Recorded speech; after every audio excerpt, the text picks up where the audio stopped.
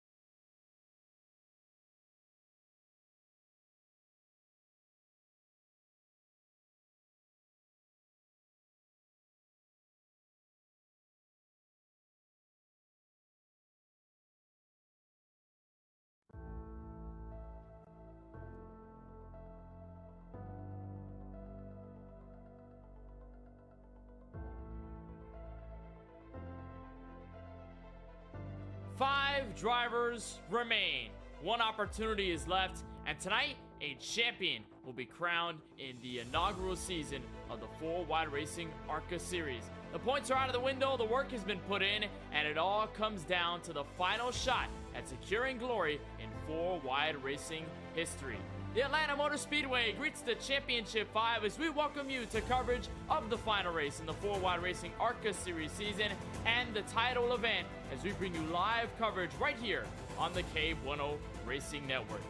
More than 20 races have surpassed, and we are so happy to have you with us for the final time, where alongside Francisco Bacchiao atop the broadcast booth here in Hampton, Georgia, my name is Kenneth Bueno. Francisco, we have gone through a grueling, a tumultuous journey from the drop of the green flag at Auto Club now to the final race at Atlanta. We've whittled the entire field down to just 5 drivers looking for their very first 4Wide Racing Cup Series or 4Wide Racing ARCA Series Championship, and have the Cup Series finale tomorrow night. So this is going to be where all the tension's going to build up, and you bring a track like Atlanta with a bumpy surface, a very hot track temperature normally, and you're bringing a very great combo that'll show the best of the best and will really show out who deserves the championship the most.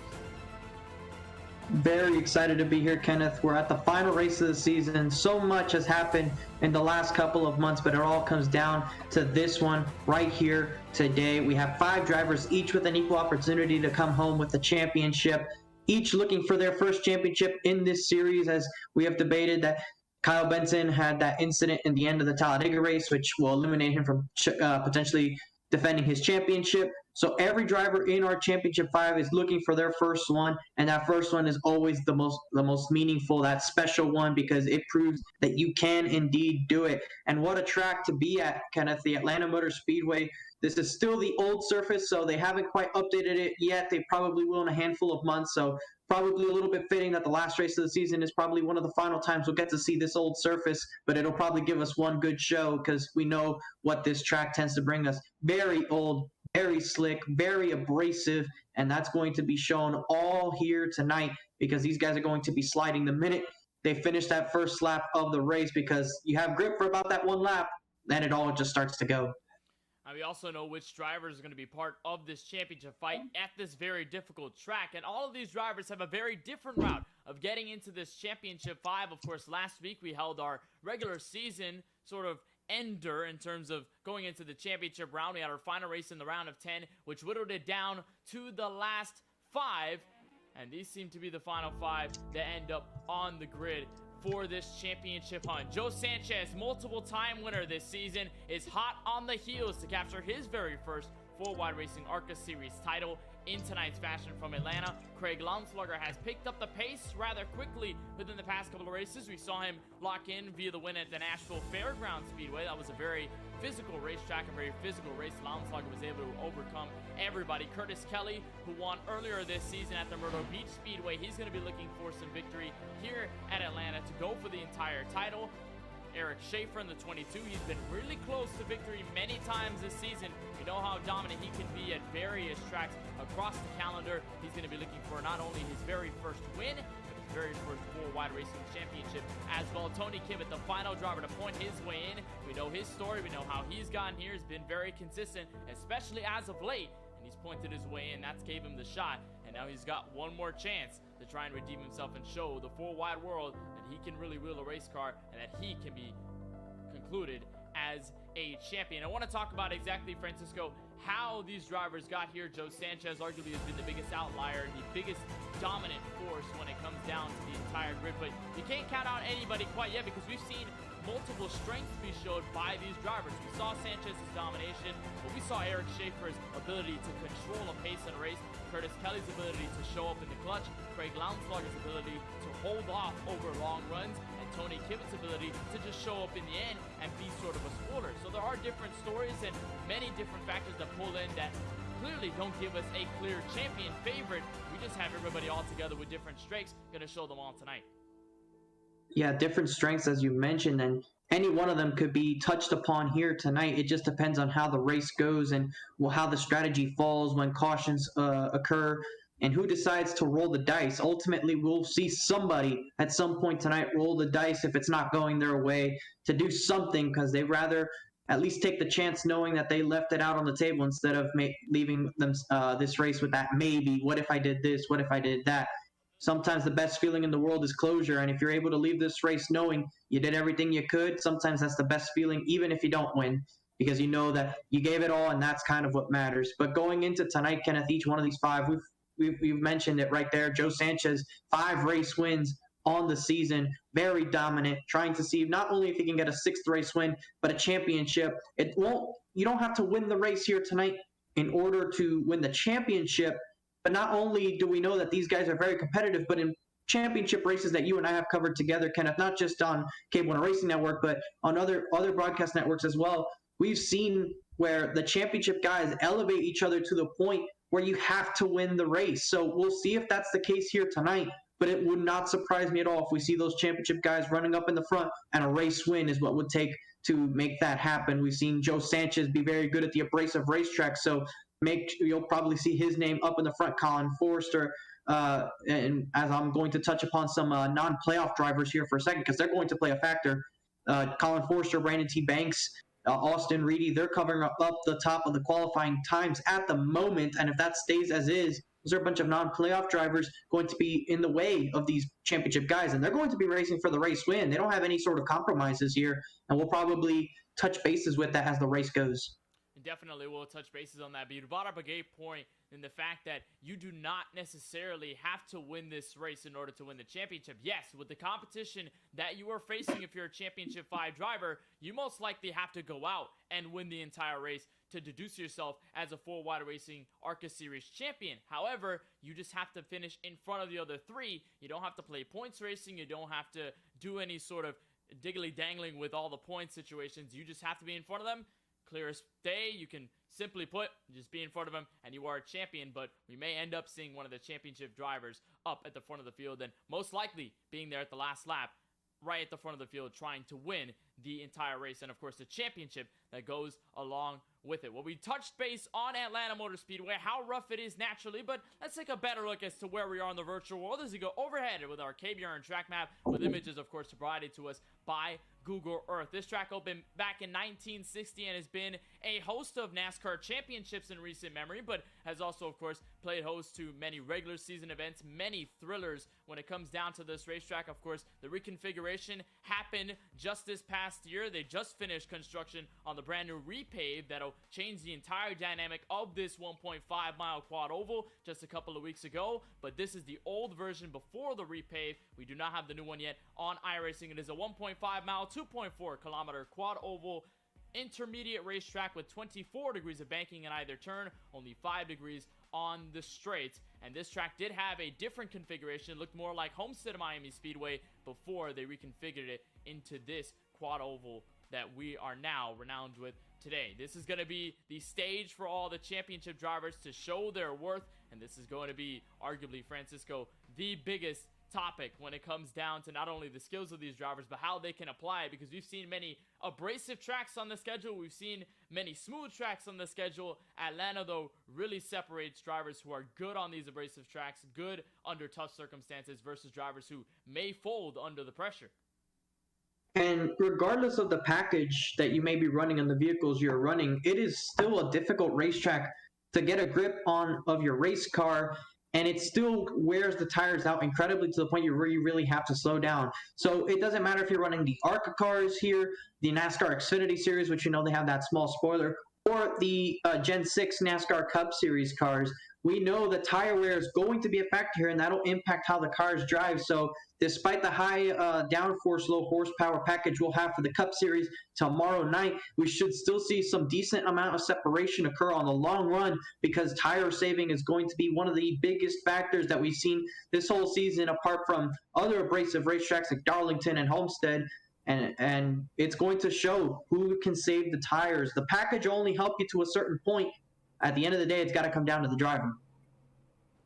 It will come down to the driver, and that's what's so good about a track like Atlanta. It really shows the driver's skill and how they can handle ill-handling race cars, good handling race cars, and all the dynamics that go into a stock car race. So right now, drivers are lined up just behind the iRacing official pace car, which means, of course, it is our time to take a look And for the final time, it'll be our time to look at your starting grid, see exactly where every driver and your favorite driver, maybe where the championship drivers lie in terms of where they will start this race from Atlanta Motor Speedway. Championship 5 driver on the Cup side, Brendan T. Banks, has nothing to lose tonight. He sets the fastest qualifying time at 31.247 to the green flag first. Colin Forster for Stock Motorsports will be to his outside in that very first row.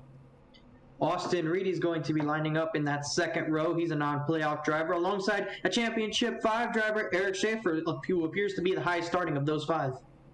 Back to row number 3, Stock Motorsports is represented by the 48 of AJ Green, who lines up the inside of the top 5. And Championship 5 driver Tony Kibbett will look for his very first full-wide racing ARCA Series championship. He rolls off in P6. Tyler Murray, the league owner, he's going to be in that 7th position alongside Charlie Harcum, who had a shot to win a couple of races ago, but was eliminated last week. He'll see if he can end the season on a high note. Back to row number 5, the final drivers within the top 10 stand with Lance Hill in the 34 and rookie Lawson Peel in the 12. Jacob Denson in that 45 has been strong for most of the season. We'll see what he can do from 11th, and Christopher Bishop starting in 12th. Back to row number 7, Joe Sanchez, championship driver, has a little bit of work to do from the starting grid. Craig Lownslogger, championship driver as well, will be to his outside starting P14. Kyle Benson, your defending series champion, not racing for the championship here tonight, but is going for a 4th race win on the season. He'll start deep in the field in his 15th position alongside Robert Parrott, who returns for the 16th position. Back to P17, Curtis Kelly, championship 5 driver, is the final driver to set time in qualifying, but there are more drivers to take note of. Of course, CJ Monier just on his outside, Kevin DeLeo, Brian Dixon. Back to row number 10, Cody Kinsey, Ricky Rosner, and Pete Bruni are the final drivers in the entire field. It's a full 23-car pack. That'll take the green flag in only just a couple of moments. We'll take a look at the weather just before we go green from Atlanta, and we know this track has a nickname not only in the Peach State, but of course is known as Hotlanta for hot track temperatures. 77 degrees in the air, which should bring triple digits on the track. Winds barely to the northeast at about 1 mile per hour. No humidity, no fog. It's a beautiful, mostly cloudy day in sim to go green flag racing. Banks, Forrester, your first row to the green flag. We go championship racing from Atlanta.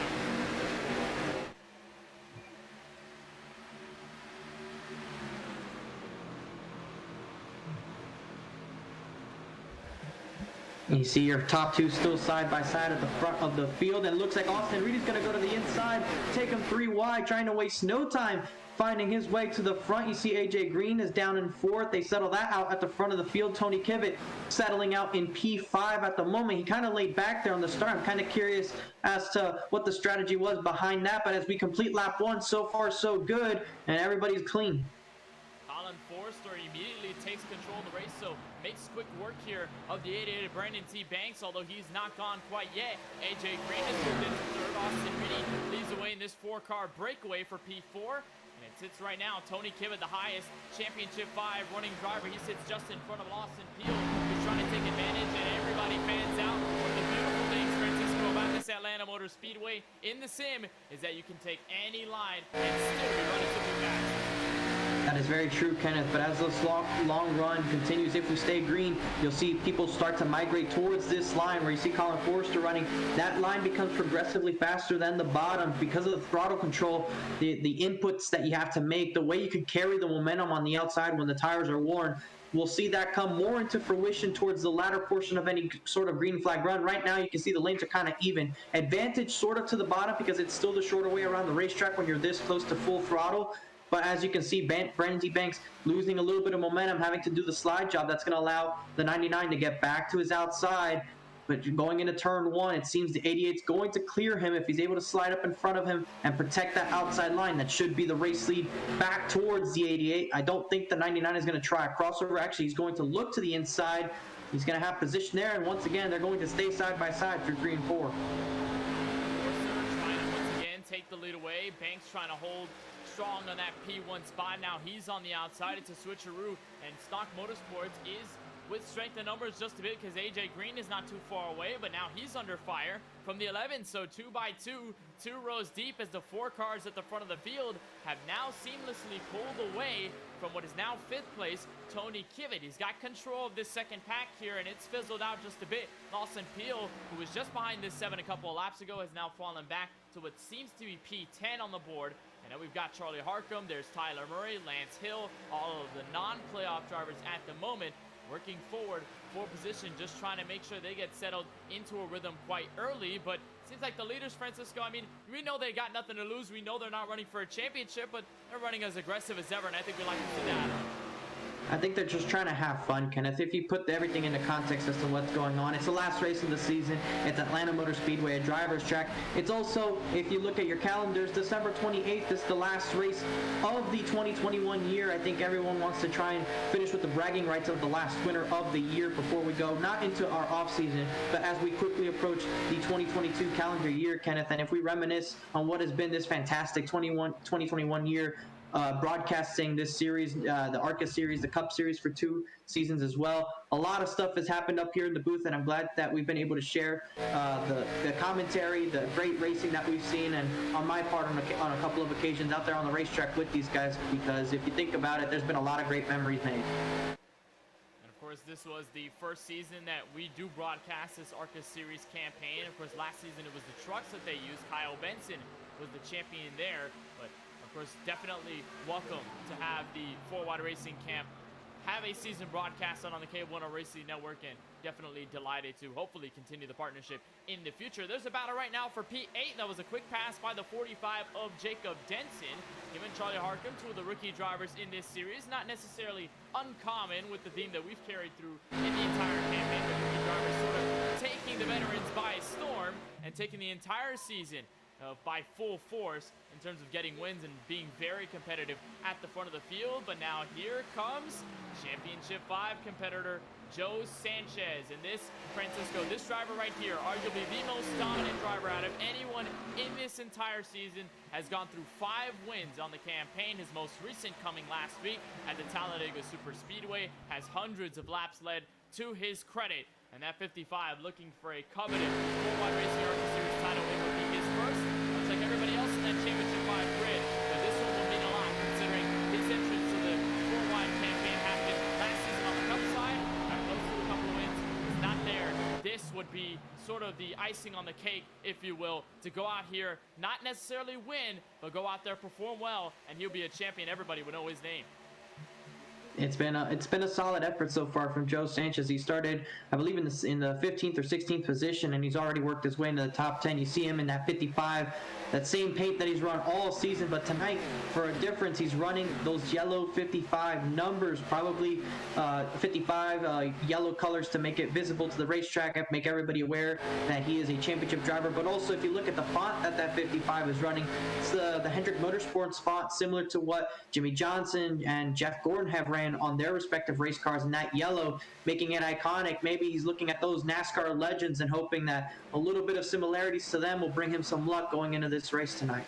We know that those yellow numbers on the Hendrick side have provided championships, or at least championship round appearances. I know recently, of course, Jimmy Johnson won the championship 2016 with those yellow numbers. Jeff Gordon got to the championship 4 in 2015 with those yellow numbers. Jimmy Johnson has definitely made those numbers proud in terms of the color by winning 5 straight in the NASCAR Cup Series from 2006 to 2010, and then again winning in 2013, not with those numbers, but with the same font that Hendrick has had for the past more than a decade, more than 2 decades, for a very long time in their history in the NASCAR Cup Series. And Joe Sanchez trying to take some of that inner Hendrick success and maybe bring it to victory lane or just a championship, finishing ahead of the other drivers. The next one he has to get over, though, to be the championship leader will be Tony Kenneth, who currently sits in the top 5. He's just kind of remained calm at the moment. He's just waiting for everything to simmer through up front, because we have a new competitor for the race lead here. It's Austin Reedy. Has made a slight charge over the past couple laps. Just got by the 2 Stock Motorsports drivers. Now gets by the 88. The race leader, the Menards, number 11.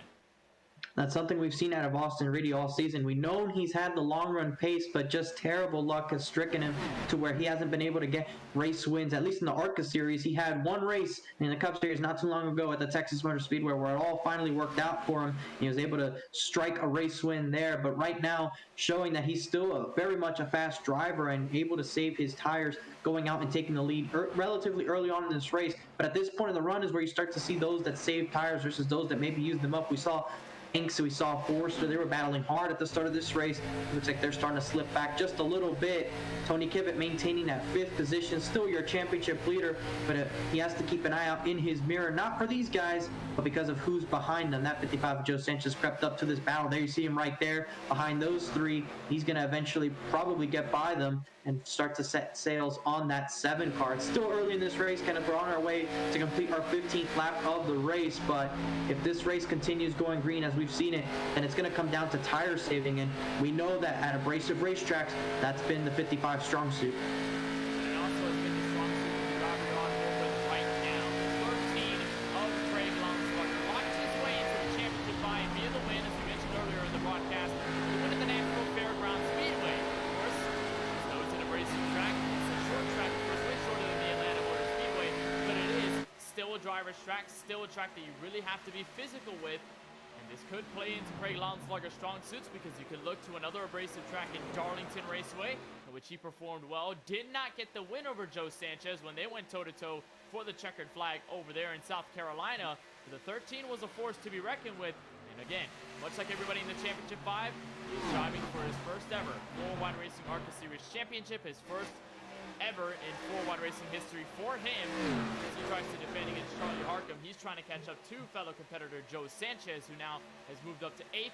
Lonsberger currently sits in P11. So as everybody starts to spread out, of course, tire wear, like you said, Francisco, is going to be the biggest point of tonight's race. And obviously, going with the thoughts of a couple of drivers, even in the interviews last week at Talladega Speedway, they knew this track was going to be all about conserving your equipment. That seems to be the pivotal part of whether you succeed on the long run, whether you start to fall off. And of course, that handling on these cars is going to change as well. He's going to start to run off. And now, of course, these ARCA parts, which you have, when the tires start to wear out, you don't necessarily have a lot to save. The car is just going to start to be really squirrely everywhere. And that means that at a track like Atlanta, I think it's more important than really any other car you bring to this surface to keep it conservative, to make sure that you got your equipment under you, or you don't want to be either looping it around off of turn 2 or into the outside wall. Yeah, and that's why you see these guys running up that line right now, especially as this run continues to go longer into this green flag stretch. And it may have been contact there just for a brief second between AJ Green and the 88 of Banks coming off the corner. Banks trying to squeeze in front of that 48, unable to do so, and you see why. Just that outside's really working for him. But just take a look as you're on board with Forrester. In the corner, you may have noticed that 48 was very sideways, in the sense of, look where his left front tire is versus his left rear. Here we're going to get a good shot on board in the helmet of this 99. Look at that left front tire, how much closer to the inside it is than that left rear. That goes to show how naturally sideways the car is. He's not exactly losing momentum or burning his tires that way. That's just the natural way that this racetrack is. It's just, if you look at in different series and different forms of both iRacing and in real life, you'll notice that left front tire is almost always going to be much lower than that left rear, and that's just the natural way that this racetrack works. I think the way these cars are constructed, these Gen 4, what used to be Gen 4 NASCAR Cup Series cars, then turned into NASCAR Xfinity Series cars, or what was then known as the NASCAR Nationwide Series. They helped with the, of course, that slimmed down and trickled over to the ARCA Menard Series campaign, which has since then changed to the Gen 6 Cup cars, which are now retired after around 2000 and I'd say 2014, 2015 when they started bringing him in. I believe around that time is when it starts to trickle down. But these cars are known to be named as the Twisted Sister bodies, in the way that they're skewed so heavily for oval racing that when you look at one side of the race car, it is going to be drastically different than the other side of the car as well when you look at it from dead on. So naturally, these cars are sideways, and most of the time you want to keep it straight and you don't want to really keep the car squirrely, but the car just wants to do it. And with this track, with this combo, it definitely doesn't make it any easier. You're running on board here with Championship 5 driver Tony Kibbett mentioned his ability to show up at the end of races, and won today's weigh-in via Talladega just last week. Again, looking for his very first title as he works into the top 5 and has kept himself here ever since. He's been one of the most consistent drivers in this opening run. Has yet to really suffer a large fall off. I think we've seen, of course, Sanchez do well over the long run, but Tony Kibbett has definitely been quiet, Francisco, but he's been good, just waiting for the top 4 to hold themselves out. Maybe he can get some into positions, but he's comfortable for the moment knowing he's the Championship 5 lead. Yeah, right now for Tony Kivitt, 23 laps into this race, it's ideal what he's done. He started in the top 5, and he's still in the top 5, and he knows that he can keep an eye on that 7 or that 55 of Joe Sanchez, who's running now in the 7th position, and still has to get by one more driver before he can set eyes on Tony Kivitt. But what Kivitt sees in front of him is a massive battle for the lead, and he's closing in on these guys because them battling so hard is using up their tires. Kivitt's kind of been running that second line, which is kind of known to save tires actually pretty decently here. But these guys switching lines, crossing over, doing slide jobs, as you see this nice view from above. These 5 cars are now within about 7/10 of a second of each other. And as Kivitt closes in, it's going to be hard to pass these guys, but given the fact that he has been able to save some pretty decent tire, he could maybe get by a handful of them. And if he's able to put some distance between them, then that puts the 55 of Sanchez in a tough spot to then have to get by them. So here's the challenge for the race lead. That was AJ Green that made the pass out of turn 2 as he gets real close to the outside safer barrier. It allows Austin Reedy to go back to the inside. I believe out of turn 2, the 11 just slightly had a meeting, had a little kiss with the outside wall. No harm, no foul, so no severe damage on that Menard Chevrolet. But it did kill his momentum, did slow him down by just a tad. And of course allowed the 48, the 99, and what seems to be the 88 and the 7 back into the mix. And they'll come back to the inside out of turn 2, and it is a whole heap of cars once again for the lead. It's now a 5-car breakaway from this first pack onto the rest of the field. And for the moment, it just continues to be contentious. No convincing leader has been decided, but for the moment, AJ Green is going to be the leader, going to try and bring his teammate Colin Porter with him. And Joe Sanchez has moved up now to 6th. He's gotten by that 45 of Jacob Denson. As you look on board right now, there you see Sanchez. He's cleared that rest of the field, so now he has an opportunity to close in as we have a car exiting pit road. I'm not exactly sure who that may be. That is the 43 of Ricky Rosner, I believe, that just came off of the pit road, an unscheduled stop this early into the race. We'll have to see what happens to him, but I do believe that he'll fly through the field right now. He did pit, probably took tires, so these guys are going to have to be careful when he does come up to them because he's going to be so much faster. He's going to have to navigate around them and ensure that there's no contact being made. And as this race goes on, Kenneth, if we do encounter green flag pit stops for the most of the field, that is going to be a problem at one point or another. These guys, there's going to be people on new tires, there's going to be guys on old tires, and navigating those when you have people trying to enter and exit pit road could be very difficult. There you see Curtis Kelly right now. He's running, I want to say he's somewhere in the top 15, but he's not near any playoff driver at the moment. You can see, we know Schaefer's in front of him. We know that Sanchez is in front of him. So he has some work to do right now. Not exactly in an ideal spot, but fortunately for him, he has well over 100 laps to go. And actually, Eric Schaefer is down in 21st. He's over half a track behind your leaders. There he is. He's on an island of his own. I'm not sure if something may have happened to where he lost a lot of time and is just running here, or if he's just trying to play it safe, but did not think that this opening run was going to go green this long. There he tags the outside wall out of turn 2, so just loses a bit more time. Doesn't seem to be any significant damage to halt anything aerodynamically. But I agree with you, Francisco. It has not been the night to this point that Eric Schaefer has been looking for. Ricky Rosner, though, sits 2 laps down on the racetrack. Of course, that was him coming out of pit road, so he's going to try and unlap himself for the first 30 laps. But like you said, we're probably going to anticipate green flag pit stops rather soon with the 75% fuel fill that we have in this league across the entire calendar. Of course, we're going to expect at these intermediate tracks for competitors to come down for service, usually around lap 40 to 45. Seems to be the window. We've seen some stretch it all the way to 30, or rather 50 laps on the stint. But nonetheless, we're going to try and see just how much that changes the nature of the Championship 5 and what that does to these drivers up front. As now Tony Kivitt has peeked his way into P4. He's now going to look underneath Brandon Banks for what is the last spot on the podium. And Tony Kivitt, I think this is definitely a successful night and definitely good in his routes to try and put a buffer between himself and Joe Sanchez, who is now starting to look off the field. And if you think about it, Kenneth, we haven't really talked about Tony Kivitt most of the season. He's kind of been quiet most of the way, made the races, was getting some decent results, pointed his way into the playoffs, pointed his way into this championship spot. And now that he's on this stage, he is showing that he is more than capable of being out here and contending for a championship. So though he hasn't gotten those wins like Joe Sanchez, at least so far in this race, 32 laps in, he is showing that, hey, he is still a threat, and he's going to be someone that they're going to have to deal with to win this championship. 100 laps left to go. Still, anything could happen. But at least so far, Joe Sanchez can't just think, oh, it's clear sailing. He's got to worry about this 7 car, who has now made his way up to P3. You see him methodically going by these guys, slowly working his way up there. You see actually right there, Joe Sanchez now going by the 11 of Austin Reedy. There you see Lawson Peel now looking to the inside of Reedy as well. That's definitely the tires gone on that 11 car. Would not surprise me if the rest of the leaders, save for the 7, start to fall off a little bit as well, because Joe Sanchez starting to work his way up, is almost making contact with the 11 of Reedy in the middle of that quad oval. And he was almost 3 wide. It seems as though Ricky Lawson Peel is really putting the pressure. He has not fallen off of this 55. And although Sanchez kind of held him off for just a moment, Peel has definitely been relentless. He's going to lose a bit of time here as they'll get the benefit of the 24 degrees of banking out of turn 2.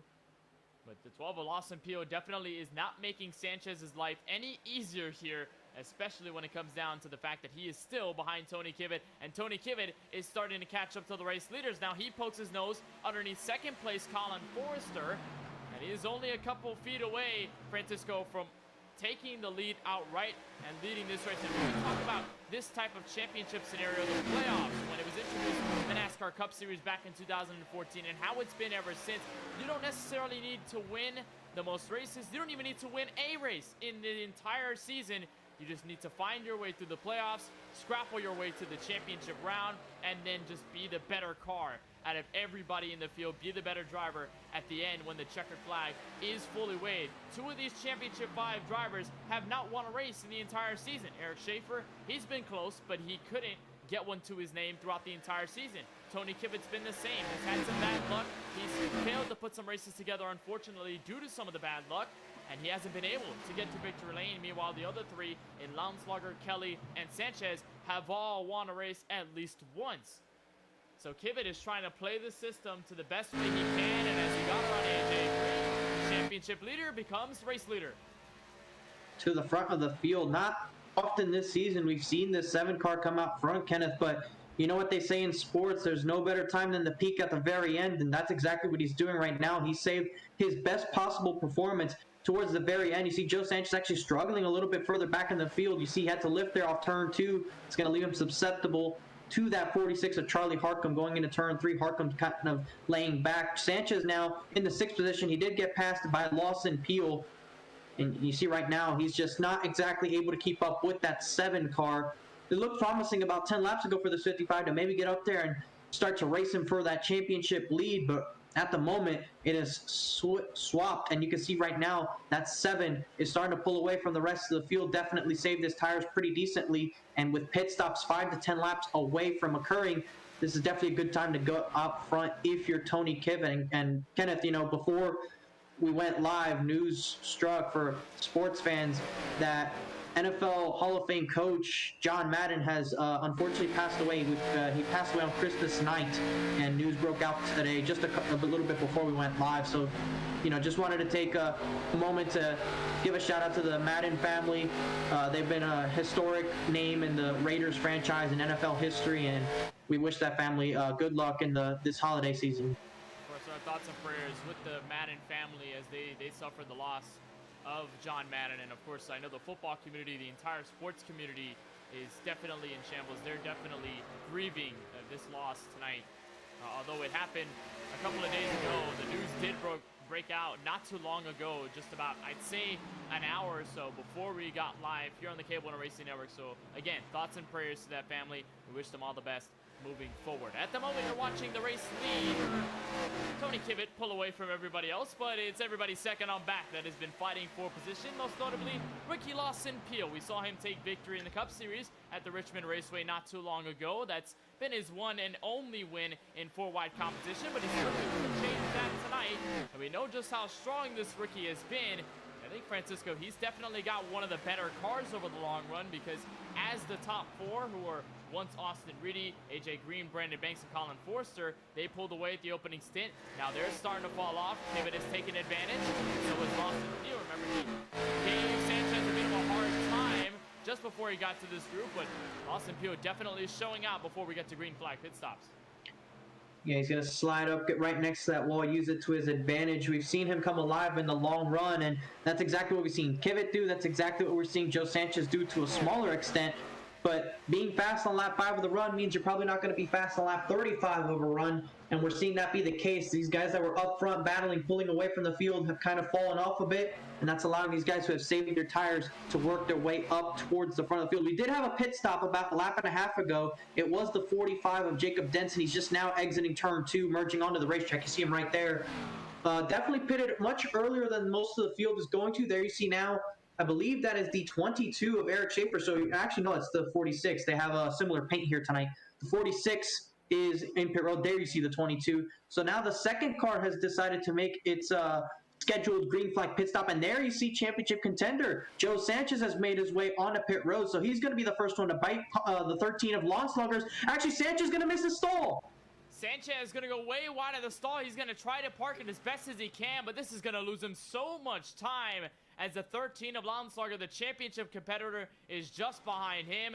And it looked like the 55 just could not gauge where his pit stall was comparative to everybody else. He was among one of, I believe, 4 drivers to come down. There's a pivotal change right there as the 55 exits. The 13 has the advantage. You can also recall there's Lance Hill. And Kevin D'Elia was also on pit road. But now we have more drivers in here. Tony Kvyat, race leader, has elected to pit. Colin Forster, Lawson Peel. Looks like AJ Green has joined the fight as well. Yeah, we're starting to see this green flag sequence go into full effect. But huge moment there early on in the race for the 55 of Joe Sanchez. A big mistake on pit road. And we're going to see several other mistakes happen on pit road the rest of the way, Kenneth, because this is a difficult pit road to get into. You could easily slide your tires, overshoot the entry and go into the grass. Speed on entry, and this exit is actually a lot more difficult than it looks. You have this little banking portion. You see that seam right there, but as you exit towards turn 2, the banking goes away before that seam, and you can't really see it until you get there, and it could really unsettle the race car. So it's going to be very difficult to kind of hold that down. Right now, Cody Kinsey's still in the race lead. We're seeing him employ that strategy of trying to stay out long and do something different. Curtis Kelly, a championship contender, doing very much the same thing. There you see the 22 of Schaefer, perhaps doing the same thing, as I believe Cody Kinsey now is on his way into the pit lane to do his service. There you see him there with Austin Reedy now. Curtis Kelly, I believe, has stayed out, so he'll take over the race lead as these pit stop sequences occurring. And there you see the difference of new tires and old tires. As you saw, the 55 had a moment there. But look at everybody, just how much more speed they're able to carry with those fresh Goodyear Eagles versus the 46 lap tires that he has on his race car. When you have a track as tough as this, it's going to eat up the Goodyear Eagles you have underneath your race cars. So when you have fresh tires, it is going to be an exact premium over the rest of the field. And it seems as though Eric Schaefer, Curtis Kelly were among the championship 5 to try and stay out as far as possible, because they were some of the 2 worst running cars in that opening run. There's Schaefer on pit road in his 22 Chevrolet. He's now going to peek out for fresh tires and some fuel to make it to the next stint. And now we await Curtis Kelly to go on pit road. It seems as though he's pretty much the last driver to stay out around 47 laps in. Jacob Denson is so far in P2, so a great move right now for that 45 and that blank Chevrolet. Here comes Curtis Kelly finally to make his first stop of the evening. He's going to slow down for pit road speed limit. Going to be a very clean entrance. Now he just has to hope that he doesn't make any drastic mistakes. This should, Francisco, though, give him some track position better than what he had at the opening run in this race. So this could help in terms of at least getting himself closer to the Championship 5 fight. This may change sort of the trajectory we had, especially given the fact that Sanchez had that very crucial incident on pit road. That's really opened up the field for the 7 right now, because that was the closest championship contender towards him. Now it's Craig Lawnslugger, who's not too far behind him. You see right there is the 7, and you look a little bit further back is the 13. As actually there's the 43 into the outside wall. You see some of the cars have to take evasive action to avoid him. And Lawnslugger is actually going to be one of the guys to lose out there. He was the one directly behind him on that outside line. And you see maybe a little bit of a donut there right on that 13. We're going to see on board with the 13 as 43 of Brosner gets into the wall. He has a car to his inside, and he's going to have to shoot the gap. Doesn't know if the 43 is going to come off the wall. Doesn't want to damage his race car. Checks up. Decides it's better to lose a little bit of time now and live to fight another day than risk it and maybe get some damage on your race car. Even though these guys do have their fast repairs, You just don't want to get damage on a long run like this if a caution's not going to come out. And especially, you don't want to waste the fast repairs so early on into this race. We have 134 laps on tap here from Atlanta, so only getting the fast repair at lap 50 is still relatively early compared to, let's say, getting it at around lap 100 or let's say even lap 75. It'll be at least a little bit better than getting it at the opening 50 laps of this race. You don't want to have any significant damage, and Craig Launslucker made the right decision, hopped on the brakes at the exact right time, did lose some running order positions to the likes of Charlie Harcum and Kyle Benson, but if that was to escape pure calamity to not get into the rear end of the 43, then definitely to keep his championship hopes alive. That is all that matters to get to the end of this race. With Joe Sanchez's move on pit road that lost him time, he's now in P9. And with the move that Curtis Kelly employed to try and get up to the front of the field, it has pushed him back to 18th. So it has not necessarily helped the 71 in his tracks. Neither has it helped Eric Schaefer, who currently wraps in the top 20 here tonight from the Atlanta Motor Speedway. And we currently have Colin Forster up in front. He took the race lead with Lawson Peel trying to follow just behind him. But we have so many things going on here tonight from Atlanta. So many cars, so many stars, and of course the championship fight. Why don't we turn up the sounds and crank it up here on the KBueno Racing Network.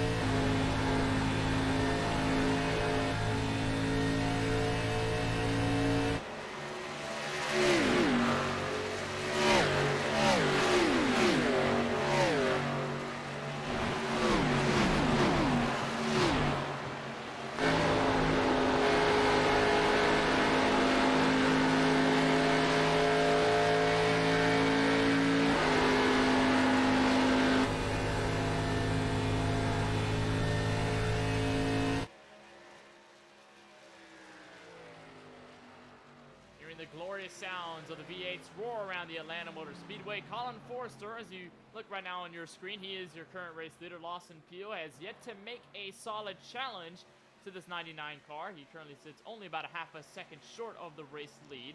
Jacob Denson with that pit stop earlier on in the stint. He's now moved up to third, so a solid charge right now for the rookie driver. Brandon Banks, who was the pole sitter tonight, led a good majority of the race before getting past. He's now P4, and Kyle Benson has done a remarkable job to go from 15th all the way to P5. Kyle Benson was a close entrant, almost an entrant into the Championship 5, trying to defend his title from last season with the NASCAR Truck Series machine. Unfortunately, was not there to get the Championship 5 status. He still won it for the race tonight. To his credit, there isn't anything really to hope about apart from the fact that he did not make it to the championship round. A great season and a great run so far. We get to the top 5 for the time team. And even though he doesn't have a chance at the championship tonight, we know that he still has an opportunity to do so tomorrow night in the Cup Series. He's trying to become one of the few drivers, probably the first driver, to have won both the Tuesday night series and the Wednesday night series, if you will. We know he's a champion from last season here. Unfortunately, couldn't win it the Cup Series championship last season after that incident in the Charlotte finale that in that championship race, which inevitably saw Scott Healy take that championship. We'll see if the guys associated with Big Fast come through, or if the Stocks Motorsports crew are able to show up in that last race. But that's still a day away. We'll have to see what happens. That's all going to be tomorrow night. We still have to get through tonight. And Kenneth, I have to ask you this. So far, the 60 laps that we've done have been under the green flag. Did you expect this going into tonight? I don't think so. I think we probably would have expected at least one. Now, not to say that this field cannot go this long in a stint. I thought this was going to happen because Atlanta usually has this happen throughout the field. You usually see many of the packs spread out over a long run, and this track is definitely prone to a lot of long run green flag racing, but I expected probably a bit of chaos on the opening start when everybody was packed in. But it's good to see that everybody has so far kept it green over the first 60 laps. And as we continue to approach the halfway mark of tonight's race, it may start to grow closer just a little bit between the drivers right now fighting for the win. Championship 5 drivers moving forward. Still in the green here for the Atlanta Motor Speedway. We'll take a short side-by-side break, but you won't miss a thing. We continue Championship 5 coverage for the Worldwide Racing ARCA Series and the final race of the season.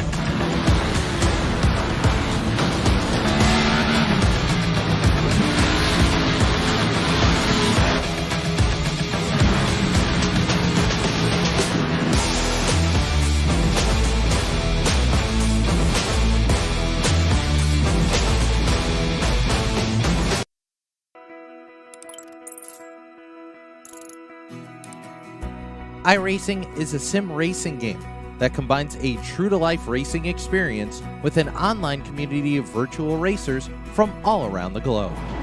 iRacing offers a multitude of officially licensed cars and tracks, laser scanned with millimeter accuracy. Their car models and mechanical systems are based on real-world physics, engineered in cooperation with manufacturers and race teams. Their skill license system ranges from rookie to pro, ensuring members are always pitted against those with similar skill sets. Members are able to sign up for a weekly race series, compete in time trials, host a private race with friends, and participate in racing leagues created and run by the community. With over 170,000 members, iRacing works in partnership with renowned motorsports organizations like NASCAR to deliver virtual races based on the real-life NASCAR Cup Series, as well as many other series on the NASCAR ladder. iRacing also features team racing, providing a variety of options for members to create and manage their own teams. Race with friends or real-world teammates in full-length endurance events like the 24 Hours of Daytona, Spa 24, or the Bathurst 12-Hour. Additional partners include IMSA, World of Outlaws, Supercars, and IndyCar, allowing members to race in their very own Indianapolis 500, Bathurst 1000, Chili Bowl, and many more iconic events. This is iRacing, delivering the most authentic racing experience short of getting into a real race car. Sign up today at iRacing.com.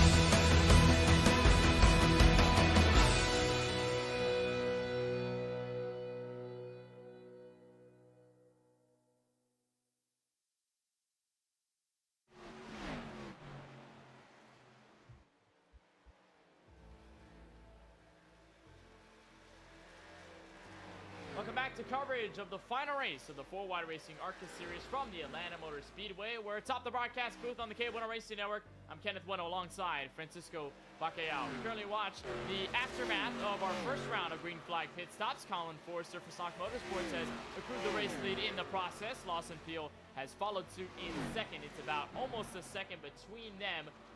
If you look for more specifics, it's about 0.8 of a second lie between the 12 and the 99.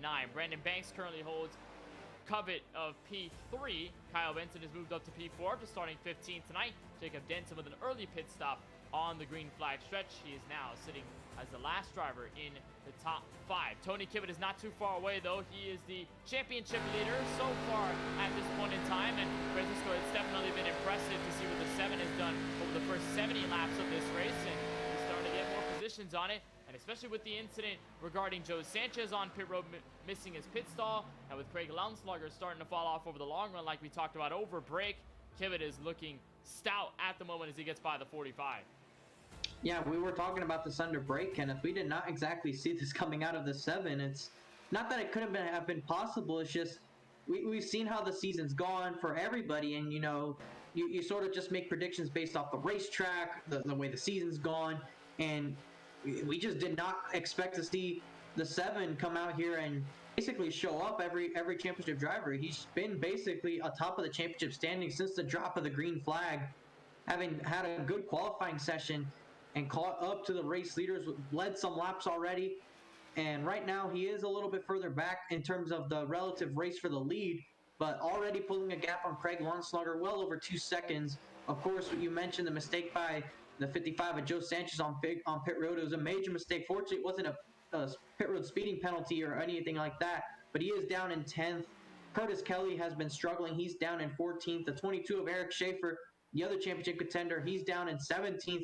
He's almost on the verge of getting a lap time. Actually, right there, you see damage on his race car. It was sideways. I'm not sure what may have happened there. It looked like he was possibly on his own. We'll try and get a look and see what happened, but as we were going through your championship contenders and what had been going on in their race, you see a big moment there for the 22 of Schaefer, and let's see exactly what happened here. It may have tagged the wall, Kenneth. Yeah, it's been the case of many drivers running that high line and hit the 22 in the exact same spot it did to him not too long ago in this race, although this time he almost about loops the car to the inside wall. Could have very well brought out the first caution of tonight's coverage, but fortunately he does not, and we do stay green. But it has not been a great night, to say the least, for the driver of the 22. This is not how he wanted to end this season, especially given the fact that he joined the Championship 5 with a lot of momentum after getting close to multiple race wins, after being there so many times.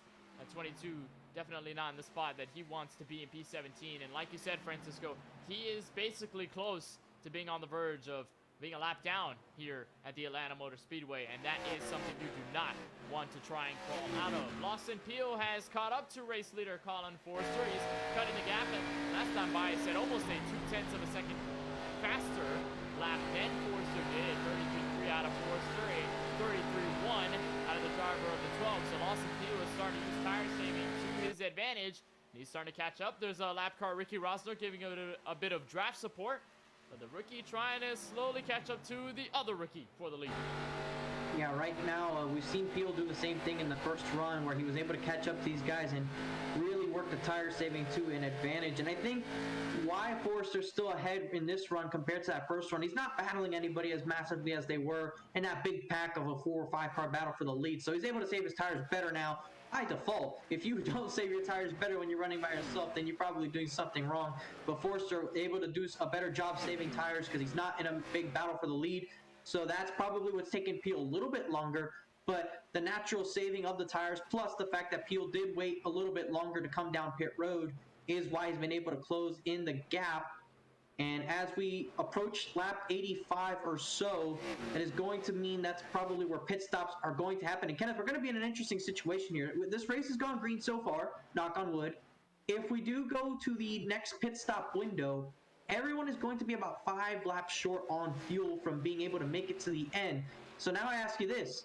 If you're someone who's a little bit further back, you're not this 7 car, you're the 13 of Craig Lottenslonger, you're the 55 of Joe Sanchez, would you try potentially stretching it on fuel, not just in the last run, but on this run to make that last run possible in order to out-strategize the 7, considering this race has gone green? I think if you look at track position and if you look at the trends of the race, given the circumstance, especially if you're that 13 or maybe the 71 and the 22 who seem to be the furthest back in the running order, not only in this race but in the Championship 5, I don't think there's any losses in trying to save just a bit. Now, do you have to lose all the time? Do you have to save dramatically in the terms that you're going to be losing seconds on end and you're probably going to lap yourself on the track? The answer is no. But any little bit of saving, whether you use the clutch or whether you just use less throttle overall, I think when you have nothing to lose, if you're those last 2 drivers in the Championship 5, that is definitely in the realm of possibility. For Tony Kibbett, the answer is going to be no on all accounts for that strategy. He wants to be on the normal sort of play. He wants to be as normal as possible on this strategy to get on fuel.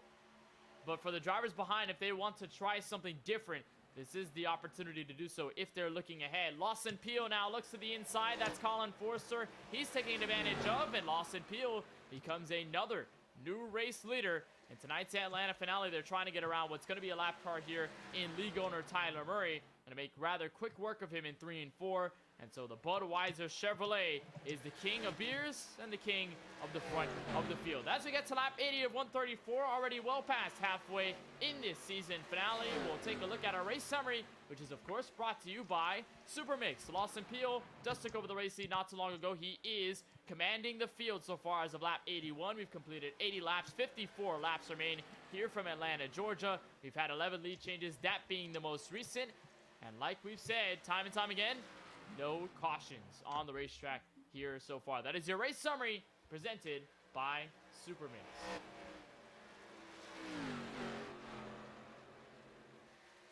So Lawson Peel. Go ahead. I was just going to say, you saw right there off of turn 4, the big slide there by Peel. Over 40 laps now on this run on these tires, so you can see just how that's actually playing out. Just a lot of sliding going on. Not just him, several other drivers are also sliding around. It's just you probably see it a little bit less in certain instances. You see right there, Kyle Benson has kind of caught up. He's gained about a second in the last couple laps. He's really started to kick it in these last couple laps of this run. Unfortunately for him, it's going to get cut short due to green flag pit stops going to be beginning in the next handful of laps. I believe I did see someone down pit road. Not sure if that's a lead lap car or not. I don't think it was, but we are starting to see some cars working their way down pit road. That is going to open up the strategy once more, and we're going to see the green flag pit stop sequence start to commence. As you see right there, look further back behind the 10, Tony Kibbett is catching up to that 88 of Brandon T. Banks. That's going to be for the 4th spot. We'll see if he's able to make that pass before green flag pit stops or if that'll cut it short. So we talked about this not too long ago, and I have to wonder as well, if you are the 13 of Lottenslonger, you're not too far behind the 7. I think your strategy, you try to save as much as you can. If you can get to, I'd say lap 90, if you can get to lap 90, that should definitely have you good to go to the end of the race on fuel, maybe without even having to save. But if you go to lap 88 or so, 89 possibly, you're going to have to save some fuel. So if you pit before lap 90, some saving is going to be required for you to make it. But if you pit on or after lap 90, you should be good to go to the end, because that will mean you probably have done 45 laps on your current run, and you're going to have about the exact same distance left to go. So it's just a matter of when you pitted that first run, if you used all your fuel, and if you do the same thing here in this run, because maybe you're not thinking about it going green in that first run, maybe you don't think about the strategy working out that way, but if it was on your mind the whole time, you might have just placed yourself on the right call. look at Joe Sanchez. He gets passed by the 45 of Jacob Denson. And as Sanchez currently runs in 8th, he's trying to make sure he can get to this next green flag stop. And out of the 13 and the 55, it doesn't appear as if they are really saving. They're not clutching on the racetrack, so they're not taking drastic measures, but it could be rather minuscule when it comes down to their efforts to try and make it all the way to the rest of this stint. You were just watching that battle for P4. It is kind of slowed down just a bit. Tony Kibbett has caught up to the rear bumper, but Brandon Banks has yet to secede that position, and so Tony Kibbett will continue just in the edge of this top 5. Kibbett has so far outright been the best driver in terms of this championship hunt, and he's going to try and lead us into green flag pit stops. Actually, may be the start of it all, Francisco, because here's Kevin D'Elia, the 53 Crown Royal machine. On pit road he goes, and he's going to start opening up the main sequence. He most likely cannot make it to the end of the race on fuel. He's going to have to go at least 47 laps on fuel. That's going to be really stretching it. So it's probably best that he comes down pit road once more. He's right on the cusp, so it's going to be very difficult to do just that. As the field comes by, most of the field has not come back down pit road, so nobody really in quite yet. Actually, Colin Forster has made his way on pit road here on lap 88. So your second place runner is now in the pit lane. It's going to be close for him on fuel. He came in a lap later than Kevin D'Elia. He's going to have closer to about 46, 45 laps. And as the rest of the field comes in later, that should be actually a bigger advantage. We know Peel came in actually around the same time. I believe there he's actually on pit road right now. So Lawson Peel came in at the same time. There he is right there. Lonsauger in. He's actually going to try the undercut on Tony Kibbett. So he's not going to try and go for this fuel strategy route. He's actually going to try and be aggressive and risk running out of fuel to try and see if he can use the undercut to temporarily get in front of the 7. But we know that with the tires here, when the 7 comes down pit road, that'll definitely put him in a situation to get by. There you see Joe Sanchez clean into his stall this time, nice and easy, not trying to double down on what has already been a hurtful situation. And there you have your championship leader working his way on the pit road, not looking to be very aggressive, just trying to keep it nice and easy. No speeding on pit road. There you see the 88 and the 10 for the current race leaders on pit road. They're going to find their way in there. Cody Kinsey stays out once again. And I do believe, Kenneth, that regardless of the fuel situations and where everyone is, right there, Cody Kinsey and Curtis Kelly, because Kelly stayed out on that last run as well, those two, when they come down pit road, should most definitely be the safest on fuel of the field.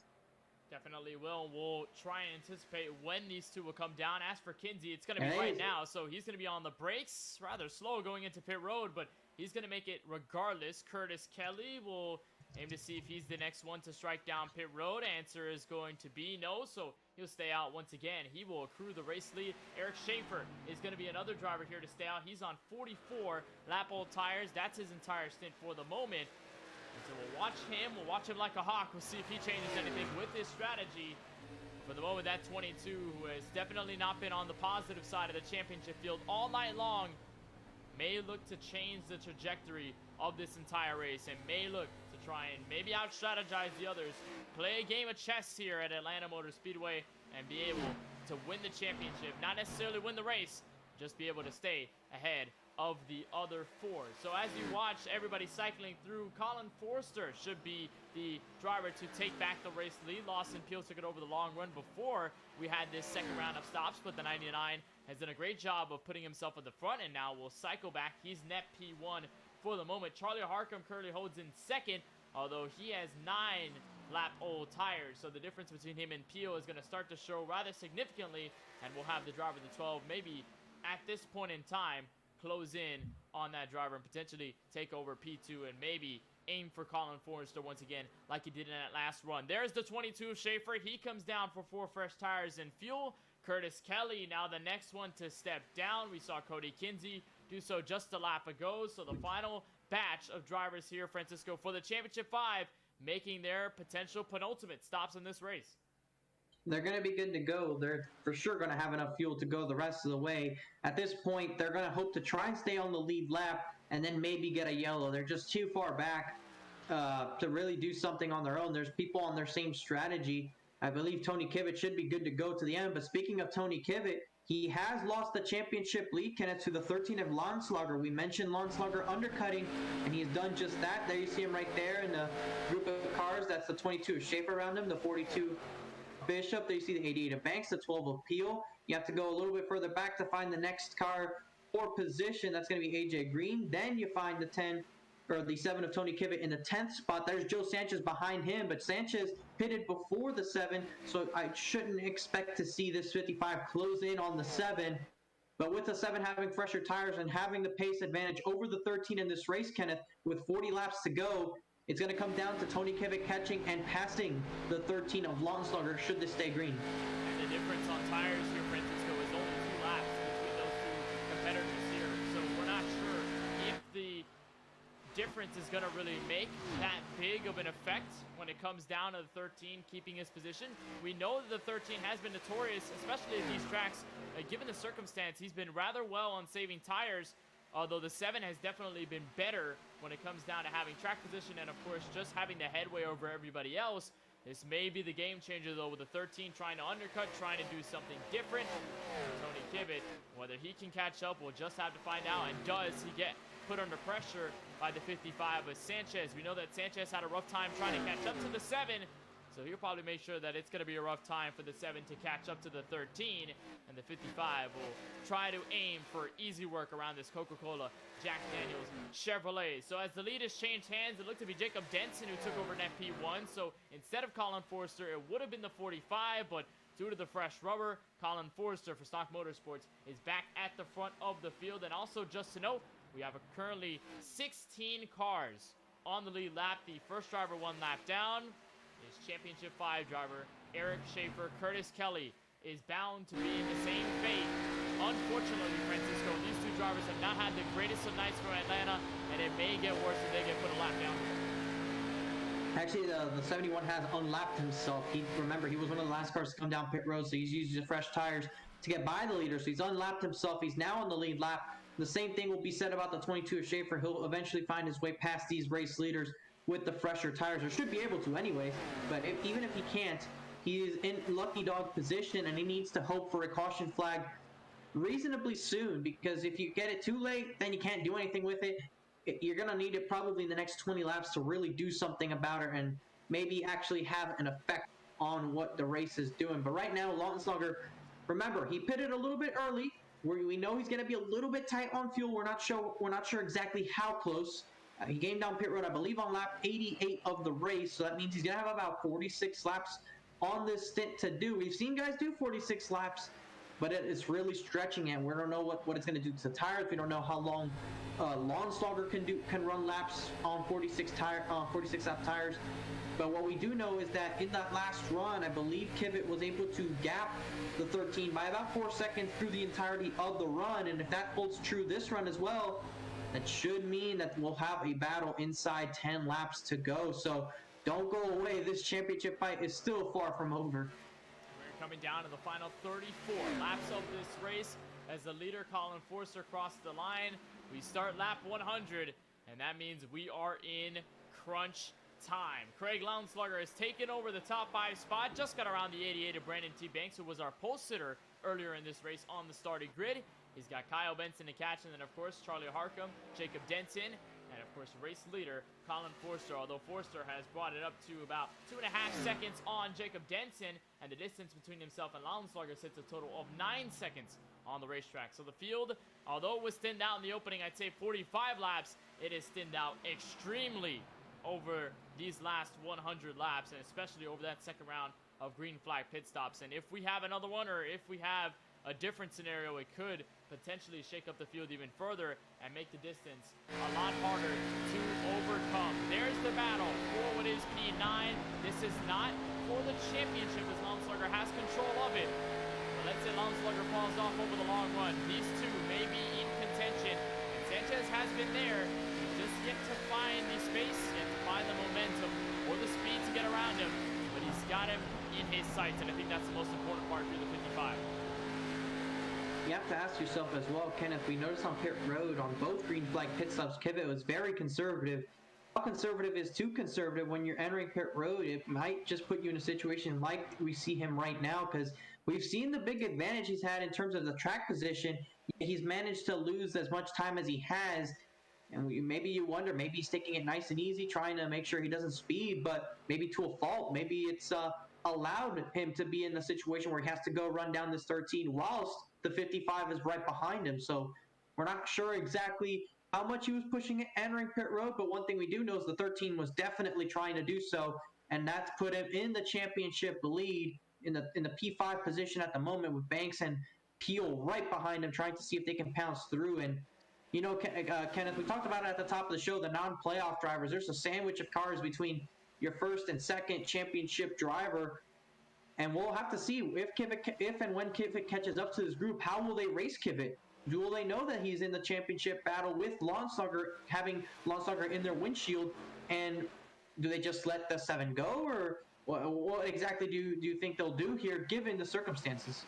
And that's a great point, too, because earlier in the race, we saw Joe Sanchez have a fight with Lawson Peel. Lawson Peel's a non-playoff driver. Remember, he's not running for the championship. Sanchez is, and we saw just how hard the 12 made it for the 55 to catch up to the 7 and bridge the gap between himself and the championship lead at that point in time. So that is definitely a great question. We're going to have to find out over the course of the series, or over the course of this race. But if you put it with the trends that we've seen so far tonight, I don't think they're really going to give an inch. They're not going to race them dirty. They're not going to race them extremely hard to the point where they're going to crash each other. But they are still going to race them respectively, but they're still going to be rather fast. So it's not going to be just light chop amongst the non-playoff drivers.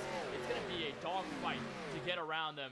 When they want the win, they want something that they've wanted either for the entire season, or in the case of Lawson Peel, he wants another one in his 4-wide resume. There's Jacob Denson, who just went down pit road. Not sure why the unscheduled stop happened for the 45, but he will rescind P2. That'll give Kyle Benson that position. Charlie Harkin will move into the top 3.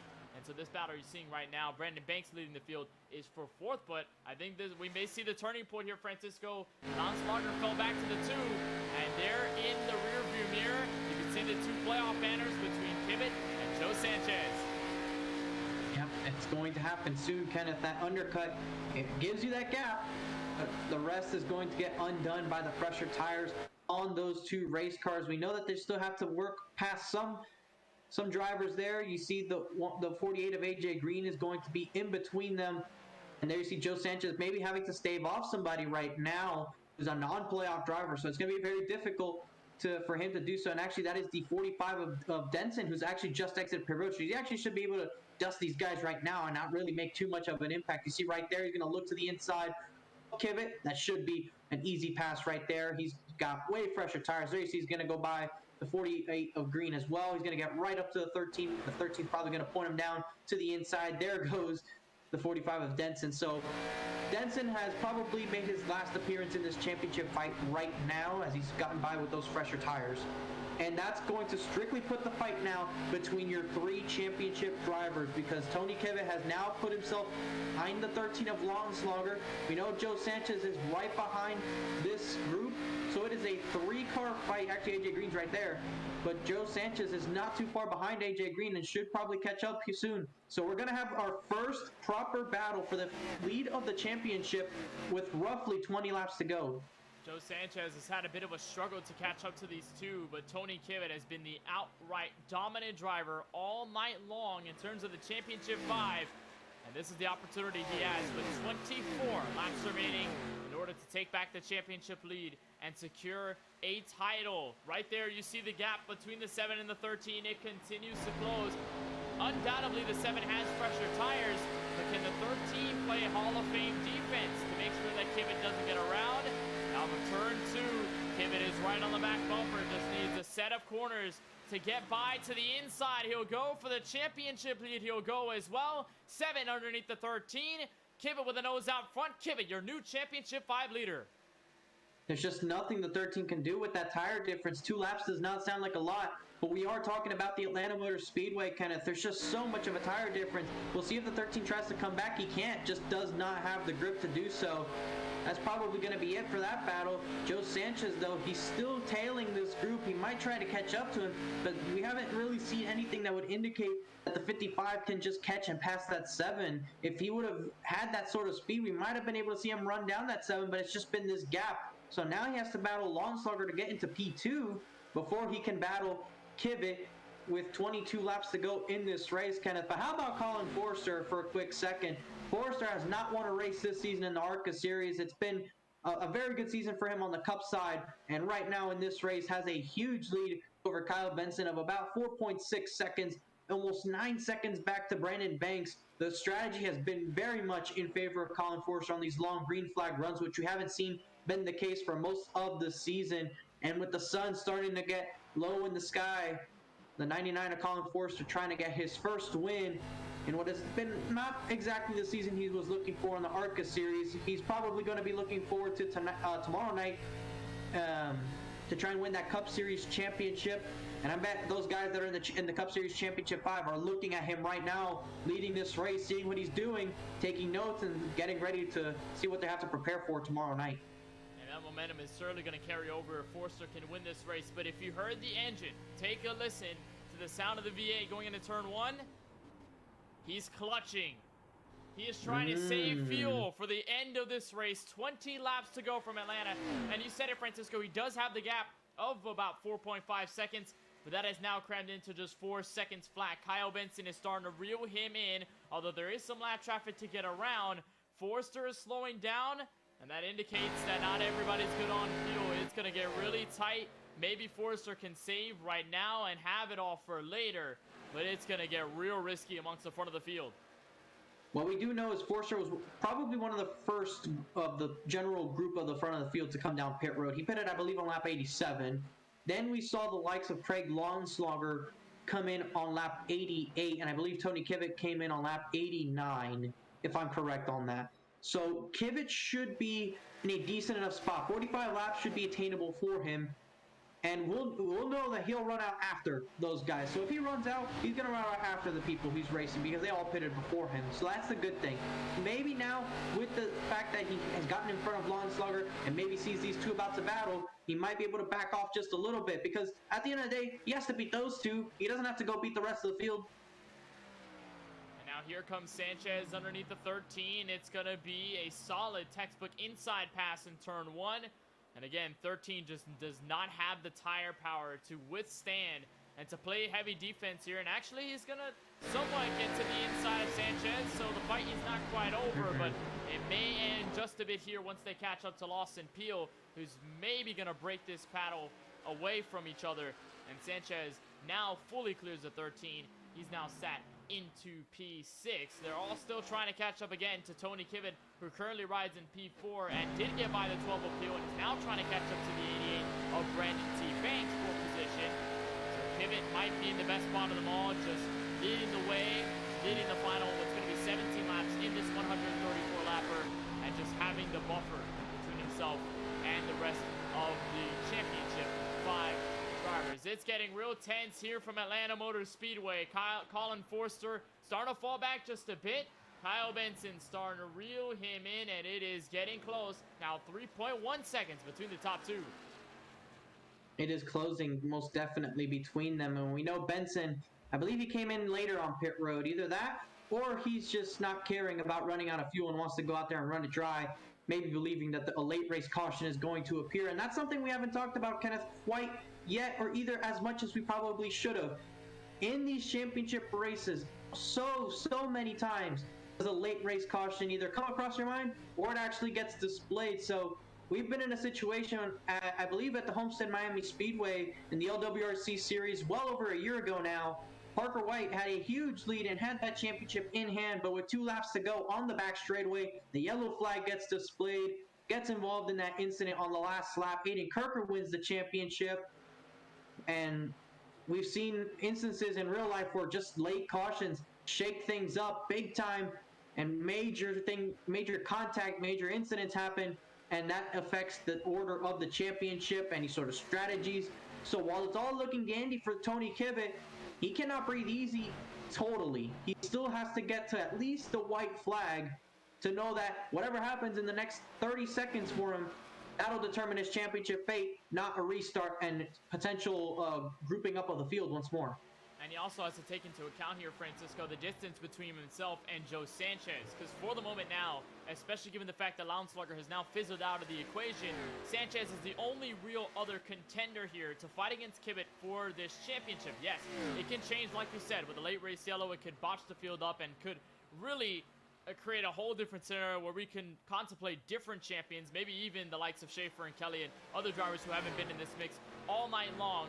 But given the circumstance that we have at the moment, we got to make sure that Kibit doesn't necessarily lose that buffer, lose that advantage to Joe Sanchez. He does not want to give Joe Sanchez sort of a de facto headway going into the final laps of this race. And if a late race yellow does happen, then it could be even worse, given the fact that Tony Kibit is not too far away from that 55 at this point in lap number 122. This is going to help, though, a buffer, add another car between himself and the 55, added the 12 not too long ago, and this time going to work on pole sitter Brandon Banks for position, not going to get it out of turn 2, but he's there. There's a car spinning right there, smoking to the inside, and I believe that may be Eric Schaefer. Indeed it is. That almost went around, had some smoke billowing out of the Chevrolet. That could have been the late race yellow, Francisco. Luckily we stay green.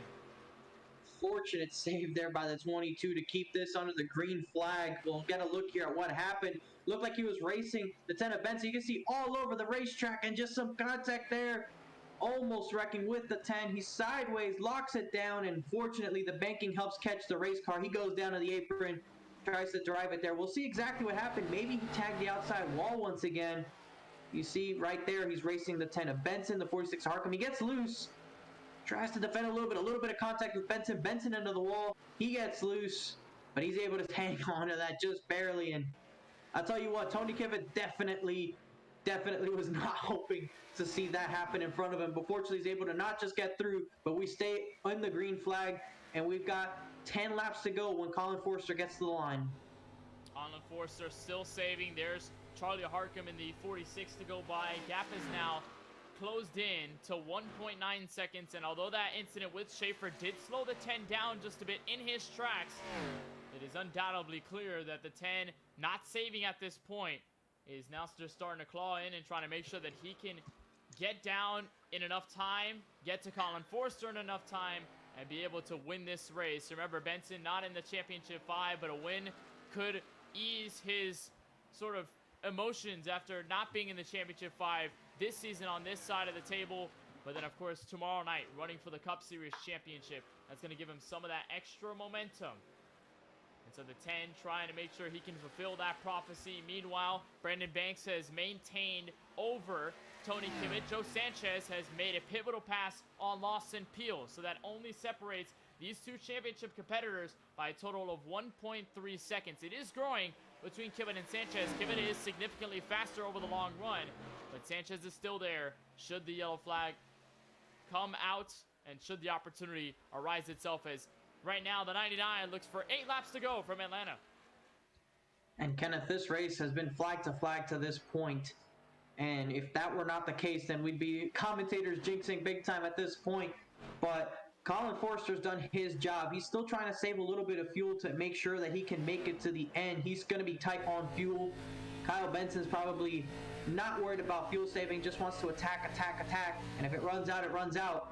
And he is closing in the gap. So we might have two battles going on at the same time. And we'll have a battle for the race win and a battle for the championship elsewhere in the field. We'll try and see if we can manage both. At least right now, the battle for the championship is probably the tame one because of the gap between Kibit and the 55 of Sanchez. We know the situation going on with those two. We know that those two should be good on fuel, but also the Kibit machine is pulling away from Sanchez. So even though he is battling Brandon T. Banks at this moment in time, it's not exactly costing the 7, and it's not exactly hurting him to stay behind him. He's not losing time to the 55. He doesn't have to pass the 88 for position. If he does so, that'd be great. Gives him at least another buffer spot. He's going to go to the inside. Of course, it's going to give him that possible podium position. But it's not exactly a crucial pass that needs to be made. He still has a decent gap. You can see him all the way, almost to the grass, just making sure he gives him enough room. There you see Lonsdugger has only just caught up to the 12 of Peels. Peels, unfortunately, lost a lot of pace this last run of the race. But right now, the signs are looking really good for Tony Kibit. Tony Kibbett still trying to methodically make this pass underneath Brandon Banks, but has yet to find the extra momentum to officially clear. Meanwhile, gap for the lead, now 1 second flat and still closing by a good amount. But the laps are starting to run away here for Kyle Benson, so he needs to really step things up as Forster continues to save. You can hear the dead silence out of that ARCA Menards car going into turn 1. It will happen the same way in turn 3. So with 5 laps remaining here from Atlanta, it's starting to tense up for the front spot of the field. Forster looking for his first win this season. Benson looking for another win to add to his tally and some momentum going into tomorrow night. As Forster comes across the line, it'll be 4 laps to go from Atlanta. Gap now down to 0.8 of a second. These two may be battling for the win tonight, but they're both going to be battling each other for the championship tomorrow night. So a little bit of a prequel, if you will, on what is going to be seen tomorrow night on Max Speed TV. 3.5 laps left in this race. We know the 99 is trying to save fuel. We're not sure how close he is. The 10 has not tried saving. Maybe he's good to go, or maybe he's just trying to run it dry. We'll find out in about 5.5 miles just what exactly is going on in these race cars, who's doing the proper saving, who's in the best situation as far as their fuel. Right now, Forster and Benson is going to be the battle for this race win. Brandon T. Banks is well over 5 seconds behind, actually just under 5 seconds now to the pace drop off. You see right there, AJ Green up there on the outside, a little bit slow. These two should be able to get by there, no problem. Kevin, you see right there, giving him a lot of room. He's 2.5 laps away from a championship, Kenneth, just trying to make sure he can keep the car clean. Tony Kibbett trying to remain clean as we come across to the line. It'll be 2 laps left to go, and now the gap may start to simmer just a bit. It's now down to 0.9 of a second, but we may signal that the 99 of Forster finally saved enough. He's starting to push to make sure he can stay ahead of the 10, and now he grows the gap coming out of turn 2. So indeed, the 99 is starting to push through. It's getting close, but Forster may seal this race win. He's working into 3 and 4, and you can see visibly the gap has grown between himself and Benson. So maybe the proper fuel strategy, saving to the right moment until he felt it was purposely good enough to go. The white flag is out. You see Barney waving it. We got 1 lap left in the ARCA Racing Series Championship race. Colin Forster's out front of Kyle Benson. He started pushing again after saving fuel. He's got about a 1 second lead, and he's put on a fantastic race, Kenneth. It's been non-championship drivers up in the front of the field, and Colin Forster, no wins this season on the ARCA Series, has 3 in the Cup Series. He's going for the championship tomorrow, but he's going to get the win here tonight at Atlanta. As he comes out of turn 4, Colin Forster is going to get his first win of the season. And as you go back a couple of seconds behind him, Tony Kibbett is going to be a ARCA Series 4 White Racing Series champion. Colin Forster, his first win of the season. Tony Kibbett, his first championship ever. After dominating the entire championship grid all night long, holds off Joe Sanchez in the final laps. And he will celebrate. He will hold the crown for the first time ever in his career. There's Colin Forster limping the car back to the front straightaway. We don't know if he has enough fuel here, Francisco, to hold for burnouts. We'll just have to find out. But as for the driver of the 7, a fantastic way to end this race. There's a congratulations from Joe Sanchez. The respect earned nonetheless by the 2 championship competitors. They fought hard all season long. Got to give credit to Sanchez on a remarkable season. But Tony Kibbett, your champion outright. There's Colin Forster to burn it down, and same deal for the 7. He'll wait just a little bit. He will wait for his Drinking Bros Racing teammate. There's Cody Kinsey. Unfortunately, his teammate Eric Schaefer did not have such a great night. But a great finish, regardless, a great run to the end, and we have ourselves a flag-to-flag affair from Atlanta to end the season. Our first flag-to-flag race of the season, I believe, as well, Kenneth. So what a better time to have it, and couldn't have worked at a better time for the driver of the 7. We've seen the bad luck happen for Tony Kibbett all season, where he's been taken out of a couple of good results. Tonight was probably the first time all season we've seen this sort of pace out of him the entire way. And again, just what a better time to do so. And we are approaching that January sort of time where we got the college football playoffs, we got the NFL playoffs coming through. We know that there's a lot of upsets that tend to happen late in the season in that playoff time. And with the championship here tonight, Kenneth, I think you could definitely call this an upset championship. Beginning of the season, we saw CJ Bursky win the first 3 races. Auto Club, remember Phoenix? We thought he was going to be a heavy favorite for the championship. We unfortunately didn't see him again in competition. Opened the door for Joe Sanchez to win a couple of races, for Lauenslager to step into the ring.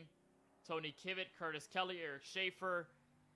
But it's Tony Kivitt being the ultimate victor out of it all. And as he performs the Polish victory lap, shades of Alan Kowicki back in 1992. At this same track, he did it. And Tony Kivitt, the Drinkin' Bros Racing number 7, will go to championship victory lane in fantastic fashion as he celebrates, and he'll continue his celebration not only by himself, but with all of his teammates. Let's take a look at your full field results and see exactly where everybody finished after 134 green flag laps. That's right, green flag, no yellows throughout the entirety of the event. Colin Forrester grabs his very first win in this season. He'll be working for a championship tomorrow night. Same deal with Kyle Benson. They'll too be part of the Championship 5 on the Cup schedule, but they have a great ending to this ARCA Series season. Brandon Banks, after starting on pole, a fantastic night for him as well. Didn't talk about him as we should have. He finishes in the last step of the podium in 3rd. Tony Kivitt finishes 4th. That is well more than enough to beat everybody else and to be outright the 4-Wide Racing ARCA Series champion. We'll talk to him in just a couple of moments. Joe Sanchez, not too far away, and of course, heartbreaking after 5 wins this season. Nonetheless, gotta tip your hat to how Sanchez has handled this season and how well he's done. Definitely looking forward to seeing him tomorrow night, and of course in the next season following through. Lawson Poole, rookie driver, ends up P6. Great result for him. Same deal for Lauenslager. Unfortunately, not the call to get in the championship, but still a very risky call. We gotta applaud him for that effort to try his best. CJ Munier, he's had a quiet night, but he finishes just inside the top 10 in P8. Cody Kinsey, with some late strategies, finishes P9. Jacob Denson, who made a last-second pit stop in the last stage of the race, he ends up finalizing tonight's top 10. Charlie Harcum will come through in the 11th position. Your championship contender in Curtis Kelly is able to pull through in the 12th after exiting in the last green flag pit stop, 1 lap down. Brian Dixon comes home in a 13th position after a quiet evening. Lance Hill in the 14th position. Christopher Bishop finishes the first car 1 lap down with AJ Green. The Beef Machine coming in the 16th position. Eric Schaefer is going to be the last of your championship drivers. It was not the night for him whatsoever. He's going to be hoping to come back next season strong. Kevin D'Elia finishes in the 18th position. Robert Parrott finishes 4 laps down in 19th. Tyler Murray, your league owner, had some issues midway in this race and unfortunately couldn't complete all the laps. He finishes in 20th. Ricky Rosner down in the 21st position. Austin Reedy left in the middle of this particular race. And Pete Bruni will round out your field 76 laps down in 23rd. So those are the entirety of the field. 23 drivers, but focus now remains on one. Tony Kivitt, your 4-Wide Racing ARCA Series champion for 2021. Let's though head first to Victory Lane, where Stock Motorsports has a driver in celebration, and it is Colin Forrester in the 99, his very first win in this entire season. We'll bring Colin in from Atlanta Motor Speedway, Victory Lane. And Colin, how close were you on fuel? We saw you saving in the final laps, clutching in turns 1 and turn 3. Just how close were you to make it all the way to the end in that final stint? Definitely that whole run, I was saving fuel, putting the clutch in every lap. Definitely super close, but ended up coming I was still 3 to the good at the end or so, I think. It was pretty close to that. But it seemed like I was faster actually putting the clutch in, because towards the end I was starting to just run it like I normally would, and then I just felt like it was getting tighter, so I just kind of started to go with the clutch again. But I mean, a few more laps, I definitely wouldn't have made it, and Kyle would have won. But yeah, definitely super close. Well, close still gets you the victory nonetheless, and you get it by 0.8 of a second, so you're still able to hold off the 10 at the end of it all. I mean, walk us through, though, how this win feels for you. We know just how close you've been to Victory Lane on this side many times throughout the campaign. We know you've already been to Victory Lane on the Cup side. You'll be fighting for a championship there tomorrow night. But just how good does it feel now, Colin, to kind of get the meme card of Victory Lane after having it in the season for a while, and just how close you've been over the past couple of races? How does that feel to finally get a checker flag in hand in the final race of the season nonetheless? Definitely feels great. Wish I made the playoffs, but didn't get a win early in the season. Didn't run enough races to make on points. But Jeff's definitely feels great. Rockingham was probably my best shot, but I think it was Charlie or Jacob who took 2 tires with me and ended up winning. But just super fun racing all season. I'll be back next season, definitely in ARCA and Cup. Looking forward to it. Definitely coming for the championship in both of them next season. Congratulations to Tony for winning it. He's one of my good friends. I talk to him. He does Twitch pretty often, so he's just pop in there sometimes. But congratulations to him, and he's the real winner, or I guess technically the real championship winner. But I'll be coming for it next season. And now I think it's the heavy-hitting question we'll ask you before we let you send your thanks for this win here from Atlanta. What are you going to do tomorrow night? How are you going to try to win the championship from this track here in the Cup Series cars? Oh man, definitely it's going to be completely different, I believe. Definitely going to be more draft, dirty air. Just, I don't know. I definitely learned a little bit tonight because I thought the outside was going to actually be super dominant, but after the first run, I realized it was going to be the inside line. So definitely learned that. So hopefully I can take that in tomorrow. But hopefully I finish same spot tomorrow. But if not, hopefully it's someone who's not in the playoffs that finishes in front of me. And just looking forward to it. It's going to be exciting nonetheless tomorrow night. It's going to be at the same track. And we know how tough Atlanta has been tonight to the drivers and how it will be tomorrow as well. Before we let you go, Colin, on this win here tonight from Atlanta, is there anybody you just want to thank for making this all possible? Any team sponsors or just anybody else you just like to give the floor to tonight? Definitely shout out to all my teammates for helping me in the race. Disappointed that Curtis didn't get it, but like I said, happy for Tony that he got it. As well as shout out to everyone in the league for having me. These races are so much fun. Finally got the first win. Just looking forward to next season, and thank you guys as well for doing the broadcast each and every week. And just look forward to watching it. And just like I said, shout out to everyone in the league for having me. This is so much fun. You've got the momentum, you've got the win tonight, and you'll be set your eyes on tomorrow night for the championship on the 4Wide Racing Cup Series calendar. Colin, congratulations on this win here in the final stint from Hampton, Georgia, and of course, wishing you the best of luck for what will be a fantastic Cup Series championship night tomorrow. Great, thank you so much, man. Colin Forrester is your winner tonight, his first win in the campaign. Like we said, he's running for a championship tomorrow night, so be sure to keep an eye on that 99 Chevrolet Camaro on MaxB TV at 9:10 p.m. Eastern. We'll kick it back to P2, where you will find close to winner, but not quite there, Kyle Benson, though still a great season, and we'll have him on pit road as he's caught by with our very own Francisco Bacallao. Well, Kyle, it was the battle between you and Colin Forster for the race win, 2 non-playoff drivers, and it was very close. It was a situation of fuel and tires, and just can you sum us through what exactly was going on in those last couple laps? Oh, well, I was told that the tires are staggered perfect, so I kind of sent it. So, and it stuck. I put like a good gap between me and Banks, and I just kind of just kept my head down and tried to get whatever I could. And I saw I was gaining force, and I looked like I was going to get to him, and I just had a bad incident with the lap cars. But, I just knew the fuel was going to be tight, so I saved just a little bit. And after that, I just kind of went, I put the chips on the table and tried to get to him, which I almost did, but didn't happen. Yeah, it was the first time all season that we had a flag to flag race, and normally when we go into these sort of events, that's probably not the first thing that comes to your mind. But when you went into this race tonight, was that something that you maybe saw as a potential option, and how did you think that was going to impact a race? I knew it was going to be at least a decent green flag run. I didn't know it was going to go flag to flag, but it definitely puts a wrench in the old strategy table. So you try to think for the best for yourself, and then if it doesn't happen, you just adapt to the situation around you. And then that's kind of what I did. Hell, I started 15th tonight, and I wasn't even in the top 10 by like lap 35, and that's when I started hitting my marks. So I knew it was going to be a long race. I knew it was going to be definitely a difficult one, because Atlanta's really a mixed bag of everything, and that's why I love this track. So. Yeah, it was a good race for you tonight, Kyle, but we know that the bigger picture for you lies tomorrow night. Same racetrack, different race cars. The NASCAR Cup Series Gen 6 machines will be pulling out the final championship event of the season in 2021 on December 29th tomorrow night. What are your expectations going into that one? after racing tonight's race, battling Colin Forrester, who's going to be someone you're battling for the championship tomorrow night. What are things you're able to take away from tonight into tomorrow's race, and what are some things that you can maybe lend us in on what we could expect? Oh, I'm winning the race.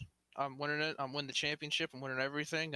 I want the Cup championship so bad, man. I lost out of last year, and now it's kind of redemption time. I want it so bad. I know Forrester's fast. I know he's always just fast everywhere. So that's pretty much my main competition with Banks and Green. So, definitely gonna have to go in with a winning mentality and try to maybe pull a spoiler and get her done. So the mama mentality says you're going to win. You're going to call your shot here? Oh yeah, big time. I'm calling her right now. It might bite me later, but you did call me. You did say that I was going to win Kansas, and I won Kansas. So yeah. Yep, that is very true, and we'll see. We have that race tomorrow night. We wish you luck, Kyle. But before we let you go, solid P2 effort. It was a great outing from you, working your way up through the field. Who do you have to give thanks to for making such an effort possible? Everybody in 4 Wide Racing Series. It was a hell of an ARCA season, man. I had such a great time. We had a lot of good races, a lot of bad races, but it's just natural in a season. Everybody that comes in here, man, I love them to death. I love the guys as broadcasters. I look forward to this every week, and it's just a really fun league to be a part of, and to be a part of a league that has grown so big in the last last year actually. It's crazy, and I love to see it. I love how this league is flourishing, and just how it's just been. And I like to thank Big Fast Racing and Murray Reed Motorsports. They're a hell of a group to be around. I've made friendships that I'll remember for a long time. So, it's just a great time. And you guys made a hell of a broadcast all year long. So it was a great season all around. Yeah, I think I can speak for Kenneth as well when I say that we both enjoyed the season covering it here on KBueno. Our first time covering the Tuesday night series. We've, of course, done the Cup Series for 2 seasons now, and we'll get to close that off tomorrow night. The final race, if you will, of 2021 that we'll be covering. We'll be excited to get there and just kind of be in that championship environment, enjoying one last outing this year. Kyle, thank you for joining us. We know we'll see you tomorrow night, but as far as this particular series goes, we hope to see you back again in February. Oh, let's hope, man. I love it. That's Kyle Benson, who comes home in P2. I like it. Calling the shot for tomorrow night. Confident.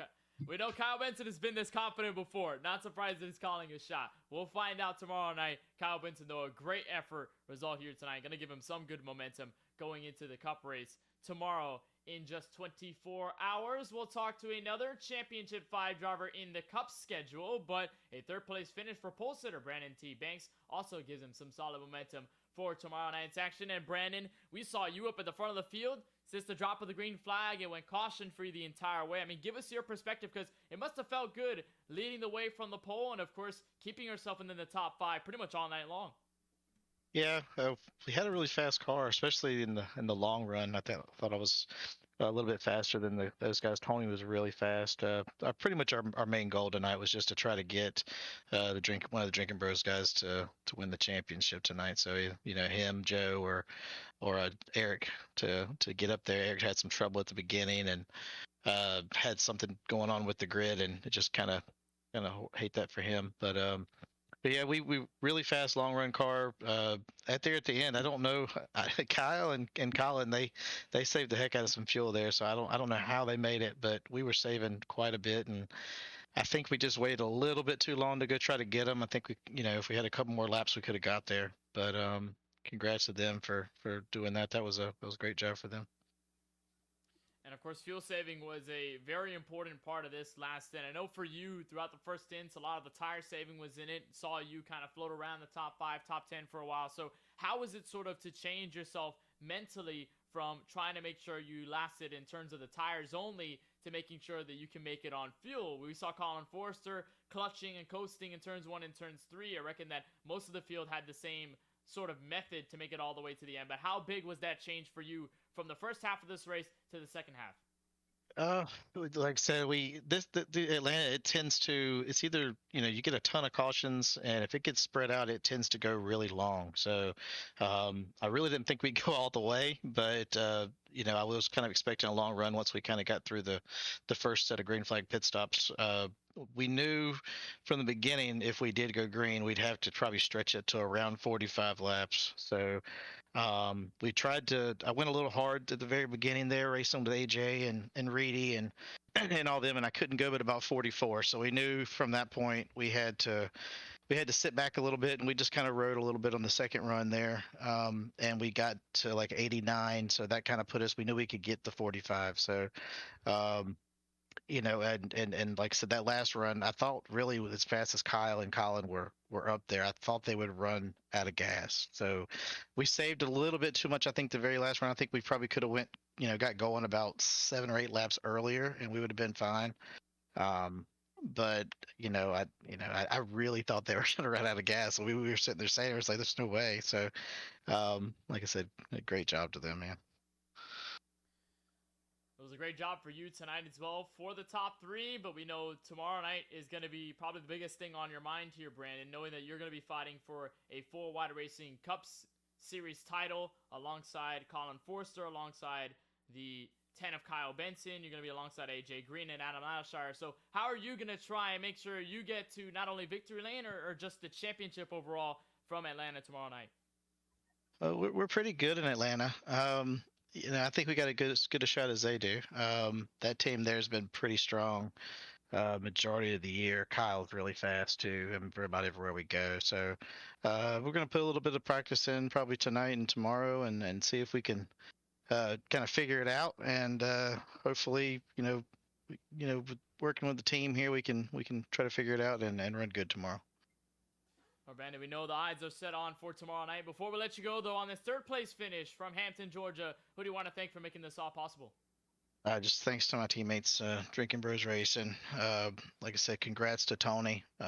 Great championship. Good win, Colin. All those guys are just fun. They're just fun to race with every week. We do our best to race clean with each other. We gets a little heated sometimes, but all in all, it's a lot of fun.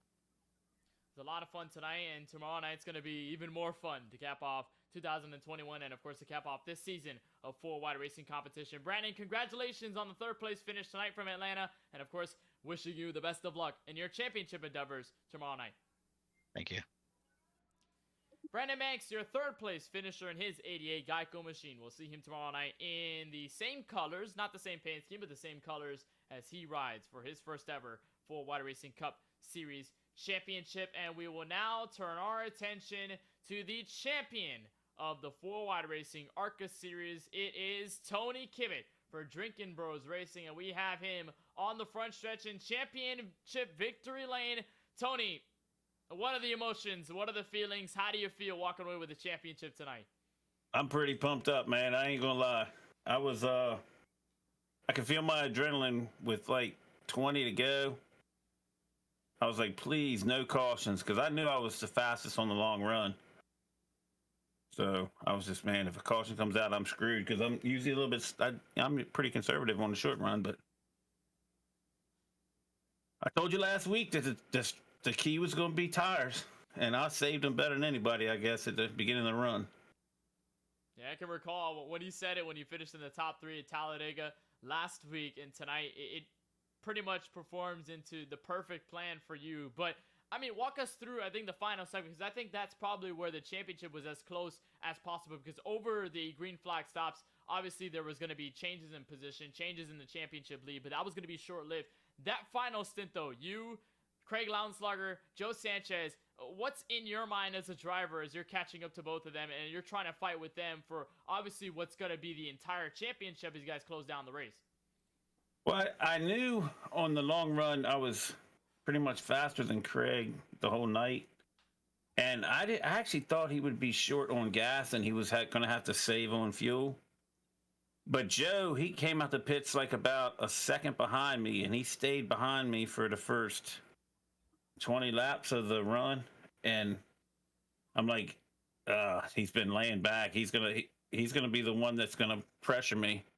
And I ran my same strategy on trying to save tires for the first 20 laps of the run. I tried to stay fast, but still save.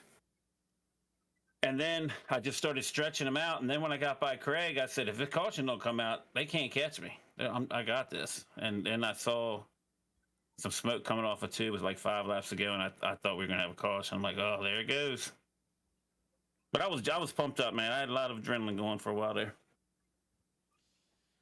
And you finally captured this title, and I know you came in as one of the 2 drivers in the Championship 5 that had yet to find victory lane. We know that at this point, we know Sanchez had done it 5 times. We know that Longslugger had did it. We know that Curtis Kelly had did it. We know that you and Schaefer came into this race without a race win, even with the amount of times you guys were close to it. You guys hadn't had it. So walk us through how that experience is like. And I know you and Schaefer are teammates along with Joe Sanchez. You guys are all a part of the Drinking Bros Racing Camp. But for you two specifically, not having wins, how does that feel? Do you feel more like an underdog? Do you feel more like the underrated one that should prove himself tonight? How did you feel in that experience going into the Championship 5 versus obviously how it ends with the championship?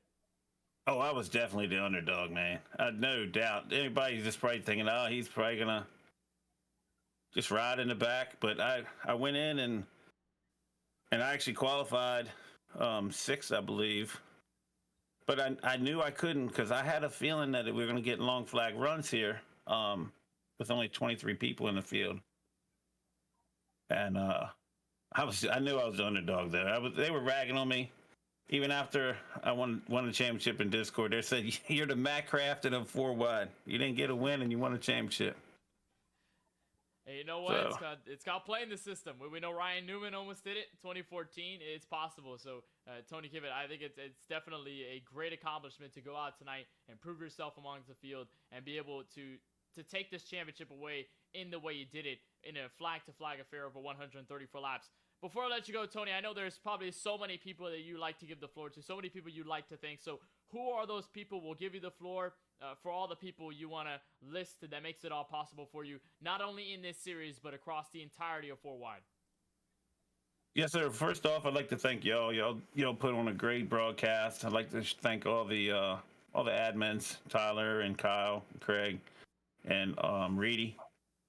I know what it's like to run a league, and it can be a pain sometimes to put a lot of time out, and then sometimes it feels like it's not appreciated. But I mean, we all appreciate what they do. I'd like to thank the Drinking Bros. We didn't get much practice in. We didn't do any practicing this week with the holidays. We were planning on doing a practice session, and we never got to it. But we are always goofing around and running practice sessions and stuff throughout the week sometimes. But you know, they've all of them have helped me out a lot just watching them because they, Brandon and Schaefer and Joe, they're Lawson Peel. They're a lot faster than me on a weekly basis. So I try to learn what I can from watching them run their lines, and I outschooled them this week, I guess. That's all I can say. Man, I just so many people I can thank, but that's basically it. And my wife, of course. She puts up with me getting on here. Well, Tony, nonetheless, we thank you so much for putting your effort out each and every week on the racetrack and, of course, showing up to these races. And we know that this championship, it definitely means a lot for you and your team, and it's going to mean even more so moving into the offseason. You guys get to soak it in for a bit before you guys get to back to work in March. When you guys get to the start of the season at Daytona to kick off once again with these ARCA Series cars. Tony, on behalf of all of us at the KBueno Racing Network, we want to congratulate you on this championship from Atlanta. We won't bother you anymore. We won't waste your time. We'll let you celebrate with your teammates. Again, congratulations on the championship. We'll look forward to seeing you next season. All right, man. Thanks a lot. Tony Kivet is your champion in the 4 Wide Racing ARCA Series, and he gets it done tonight from Atlanta. No doubt that he had the best car of the field. He had the best long run pace out of anybody in the Champ 5 grid, and he proved to everybody that he is the underdog, but he is just as good as anybody else in the championship. We'll kick it back to the driver who finishes P2 in that championship fight, and a stellar season for Joe Sanchez. He's caught up trackside with our very own Francisco Bacallao. Hey, Joe, before we get into the details of tonight's race, we have to summarize your season as a whole. It was really good. You had the 5 race wins. You had many top 5 finishes, many opportunities, a lot of success would summarize this season. Can you just give us a run through of what you thought this season has been for you? It was pretty good season overall. This is the first time I've really kind of dove into the ARCA cars, other than a couple officials. I kind of quickly glanced over that when when I was ranking up to A class on the service. But they're a lot of fun, completely different to drive than a normal NASCAR race car that race currently. Take a lot more finesse to get them to turn through the corners. So it's a lot of fun, trying to wrangle these cars. But I really enjoyed the season. Had a lot of fun, good competitors. Just wish I had a little bit more in the tank here at the end. Had a few mishap at the beginning of the race that kind of put me in the back end, and I couldn't recover from that. Yeah, we want to touch bases on that now. We saw that on the first green flag pit stops. You had that mistake there. Could you kind of take us through what exactly happened? I was trying to adjust my brake bias going down the pits to get it back to where I was running, and I was in rookie mistake. I wasn't paying attention where my pit box was, and luckily I was able to just sneak it in there. But in the end, I lost a little over 7 seconds on the track. And I thought it wouldn't have been a big deal since it was the first stop. But out of all the races, I would have thought, I wish we didn't go green all the way. This was one of them. And I just couldn't recover there at the end.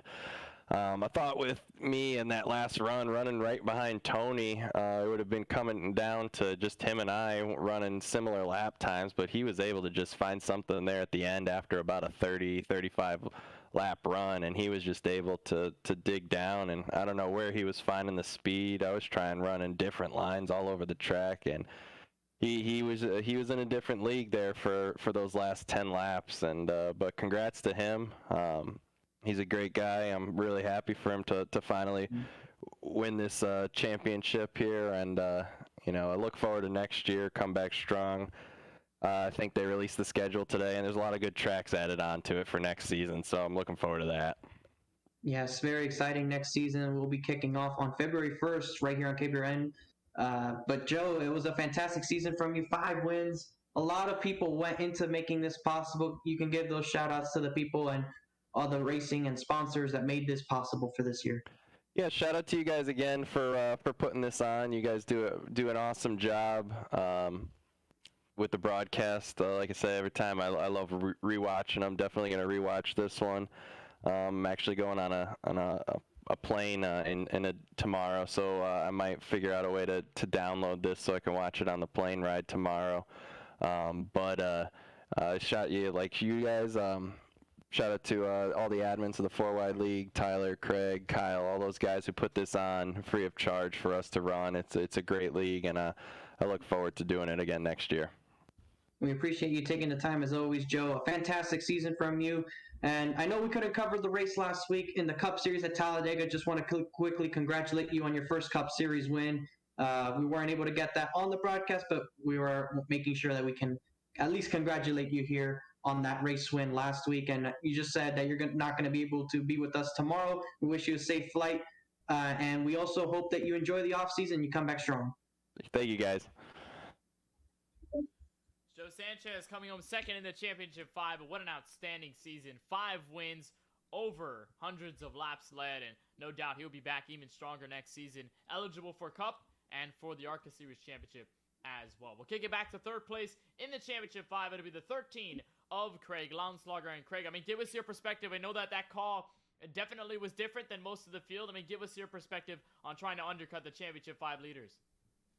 To be honest, I didn't realize that the number of laps had changed since Atlanta had gone on the schedule, and I thought that putting about 41, 42 laps would be kind of like equidistant to the finish in terms of each stint, but didn't realize until after that first stint that I was going to be probably short on fuel, and then had a possible opportunity later in the race to maybe stay out one more lap and possibly come into my pit box almost out of fuel, but I don't know what the way it was. Had to had to save fuel that allowed the 7 to get up to me, and yeah, he had a strong car anyway, so it's just the way it goes, I think. Well, unfortunately, it did not go your way for the 4-Wide Racing ARCA Championship, but what can you take away from what has been a stellar season overall, and how can you put into words what this season has meant to you, especially given the fact that you went all this way, and also quickly to thank all the people that make it happen for you? I mean, it's the only series I've been running in this past half a year that's been anywhat remotely successful for me, and the only one I've been in the playoffs for. So it was good to make the championship 5 and have a shot to win it there and be in the lead to win it, come in with about 30 laps to go. But yeah, I can't be too disappointed considering I got into the top 5 and other drivers, possibly better drivers, were outside looking in. So I mean, it was definitely a fun season. Got the opportunity to run the ARCA cars on a lot of tracks that you'd never even run the ARCA cars at. So, and I was one of the people that really pushed to run the ARCA cars this season, and they were quite a bit of fun to run, I think. Yeah, I mean, just the people that come out and race every week and race you hard and clean, and just great to have them out there. And then obviously I always thank Tyler Murray for putting everything on and doing all the organizational stuff and having a great league for us to run in. So yeah, that's just who I want to thank.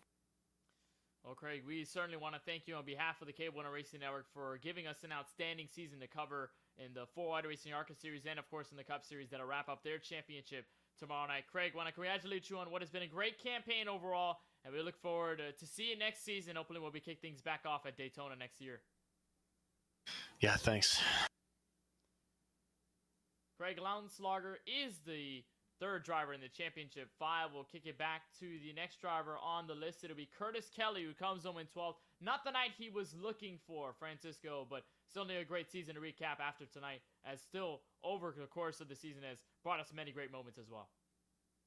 Well, Curtis, it wasn't exactly the championship that you were probably hoping for at the start of the night, but to summarize your season, you had the win at Myrtle Beach in that thrilling last lap, and I guess that was sort of the marquee moment. You had some good runs between here and there.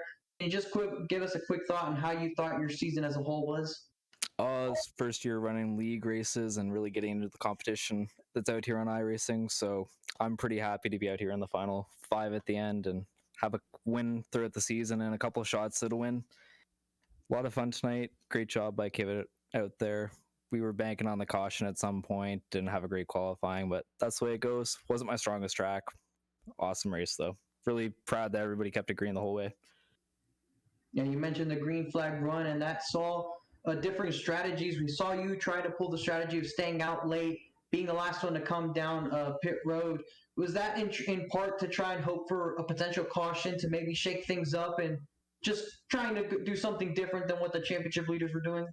I mean, always fishing for the caution being out there late, but at that point in the race, realizing that we're on a green flag run, I had to shake something up because I knew I was falling off. Didn't have a very strong first run, so really had to try and do the fuel run at that point was the game plan, and had a great second run, but fell off in the third again and just wasn't able to get there. Needed the caution. Yeah, just needed that caution, and it never came. But Curtis, still, you said it was your first full season of league racing, and you said you called it a success to be in this championship spot. So we'll give you this opportunity now to give the shout-outs to the people, the sponsors, and team members that made this effort possible for you this year. I want to shout out my dad to start with. He's been here for the past couple of races watching, and it's been nice having him in the cockpit as a crew chief, kind of. And shout out to the guys I've been running with. You know, Drinkin' Bros have been a great competition this whole year in this series and others. Good luck to my upfront guys tomorrow. They're all fighting each other along with a few others in the Championship 5 and Cup. And shout out to Kevin Dahlia, one of the friends out here. And big thanks to you guys for putting on a great broadcast, and Tyler for running an amazing league. Looking forward to next year. Appreciate you taking the time with us, Curtis. Once again, congratulations on what has been a successful season for you. We hope to see you next year in February when we go back to Daytona for Speed Weeks. And we hope that you have just as good of a chance to come back and end up in this situation in about a year's time from now. So once again, appreciate you taking the time, Curtis. If you're going to be with us tomorrow night, we wish you luck. And if you're not, Happy New Year. Happy New Year, guys. Curtis Kelly wraps up the top 4 in the Championship 5. We will move to our final driver in our coverage for the interview. Unfortunately, it doesn't show his name on the screen, but we know his name very well from this season and, of course, on the Cup side as well. It is the 22 of Eric Schaefer. Eric, I know this night definitely wasn't the best night for you overall. Just give us your experience of what this was like in the Championship 5 race tonight from Atlanta. All I got to say is, how about Tony Kibbett, man? You know, big shout out to him.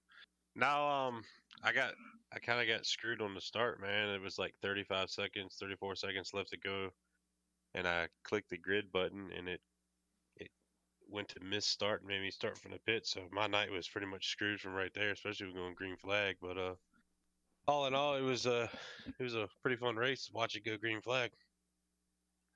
Of course, it went flag to flag from start to finish, and for you, you know, you're part of the Drinking Bros Racing Camp. These guys had a plethora of cars, along with obviously your teammate Tony Kibbett with the title tonight. And I want to ask, I mean, I know that this season has been definitely a step forward for Drinking Bros Racing.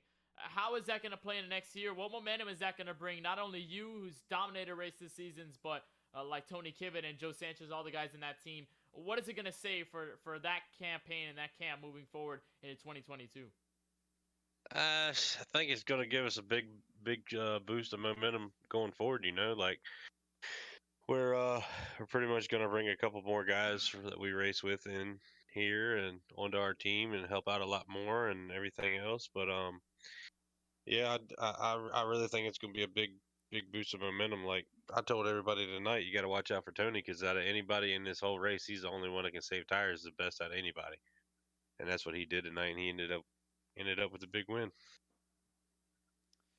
The big win for your teammate Tony Kibbett. A great season on your end, Eric Schaefer. We know we saw a lot of laps led on your account and many great races put together. But before we let you go, is there anybody you just want to thank for making this all possible? I know you mentioned your teammates over at Drinking Bros Racing, but is there anybody else you just want to give the shout-outs to on this great season in the ARCA series? Yeah, shout-outs for one. I mean, Tyler and all the admin group over here. You know, they do a great job. And especially for a league that you don't have to buy into, you know, like a free league. It's just fun to come over here with a bunch of good group of guys and have a good time through the evening racing through the whole season. Yeah, shout out to my Drinking Bro guys, Brandon Banks and all of them. New Brawl, he wasn't there tonight, but he was still chatting in on the chat with us and everything else. And a huge shout out to you guys, man, for putting these broadcasts on every week. You know, we really do appreciate the exposure we get from y'all and everything else. Well, we certainly appreciate not only you, but everybody else showing up each and every week. And you made our season a lot better in the broadcast booth, watching you up front, and of course watching you compete for wins and being a part of this Championship 5. Eric, I want to thank you so much for all that you've done in this season. If you're competing tomorrow night, we wish you the best of luck on the Cup side. But if not, we wish you a happy new year. We wish you a happy offseason. And, of course, looking back to see, or looking forward to seeing you back in action in 2022. Yeah, I appreciate it, man. Thank you. That's Eric Schaefer, final driver in the Championship 5. Of course, not the night he was looking for. But, again, everybody in this Championship 5 deserves credit. They deserve exposure. They deserve their moment, because they worked hard to get to this place. They worked hard to get to this very place and in this position, and they definitely made the most of it tonight in a great race from Atlanta. Francisco, to recap, I mean, first flag-to-flag race. How about it? We never had a flag-to-flag race, I don't think, all season long. So to have it, to cap off the championship, to have great strategy, to have tire saving, to have great passes in position, and for the championship lead, I think we got a great star-studded Championship 5 race that really showed out. We get our first-time winner in Colin Forster and a first-time champion in Tony Kibbett. Yeah, it was a good race, Kenneth. I think this was probably one of the better possible ways we could have had this race go, having it gone flag to flag. Sometimes when you get a mix of yellows, it can really create a lot of chaos. But this one, it probably went as naturally as it possibly could have gone. And we had the surprise of the race, which was Tony Kibbett just showing up everybody else. He came out here and was able to put it on and be just as fast, if not faster, than the guys that we would normally expect out of those Championship 5 contenders to be up here battling for this one. And he was able to take away the championship without winning a race this season, much like you said, Matt Crafton was able to do that in the I believe, in 2019 in the Truck Series, if you correct me if I'm wrong on that. But still a stellar season overall in the ARCA series. I think we had a fantastic job of just covering some great races, having a successful season from the broadcast booth in that perspective. And I'm really excited to get back in here in February, Kenneth, after the new year has gone by, once we get into the speed weeks, not just in four wide, but also in real life. We'll be in the month of February. All you're going to hear that month is Daytona, Daytona, Daytona, and that's definitely going to bring us right into the mood once we pick up on that new season. But just before we turn it back to you, just want to wish everybody, at least everybody that's watching on KBueno Racing Network, a happy new year. If you're not going to be able to join us tomorrow night for the Max Speed TV coverage of the Cup Series Championship, once again, we're wishing to see you back here in 2022. Hope everyone has a safe end of the year. And once again, just one last time, just a major shout out to the Madden family on their loss.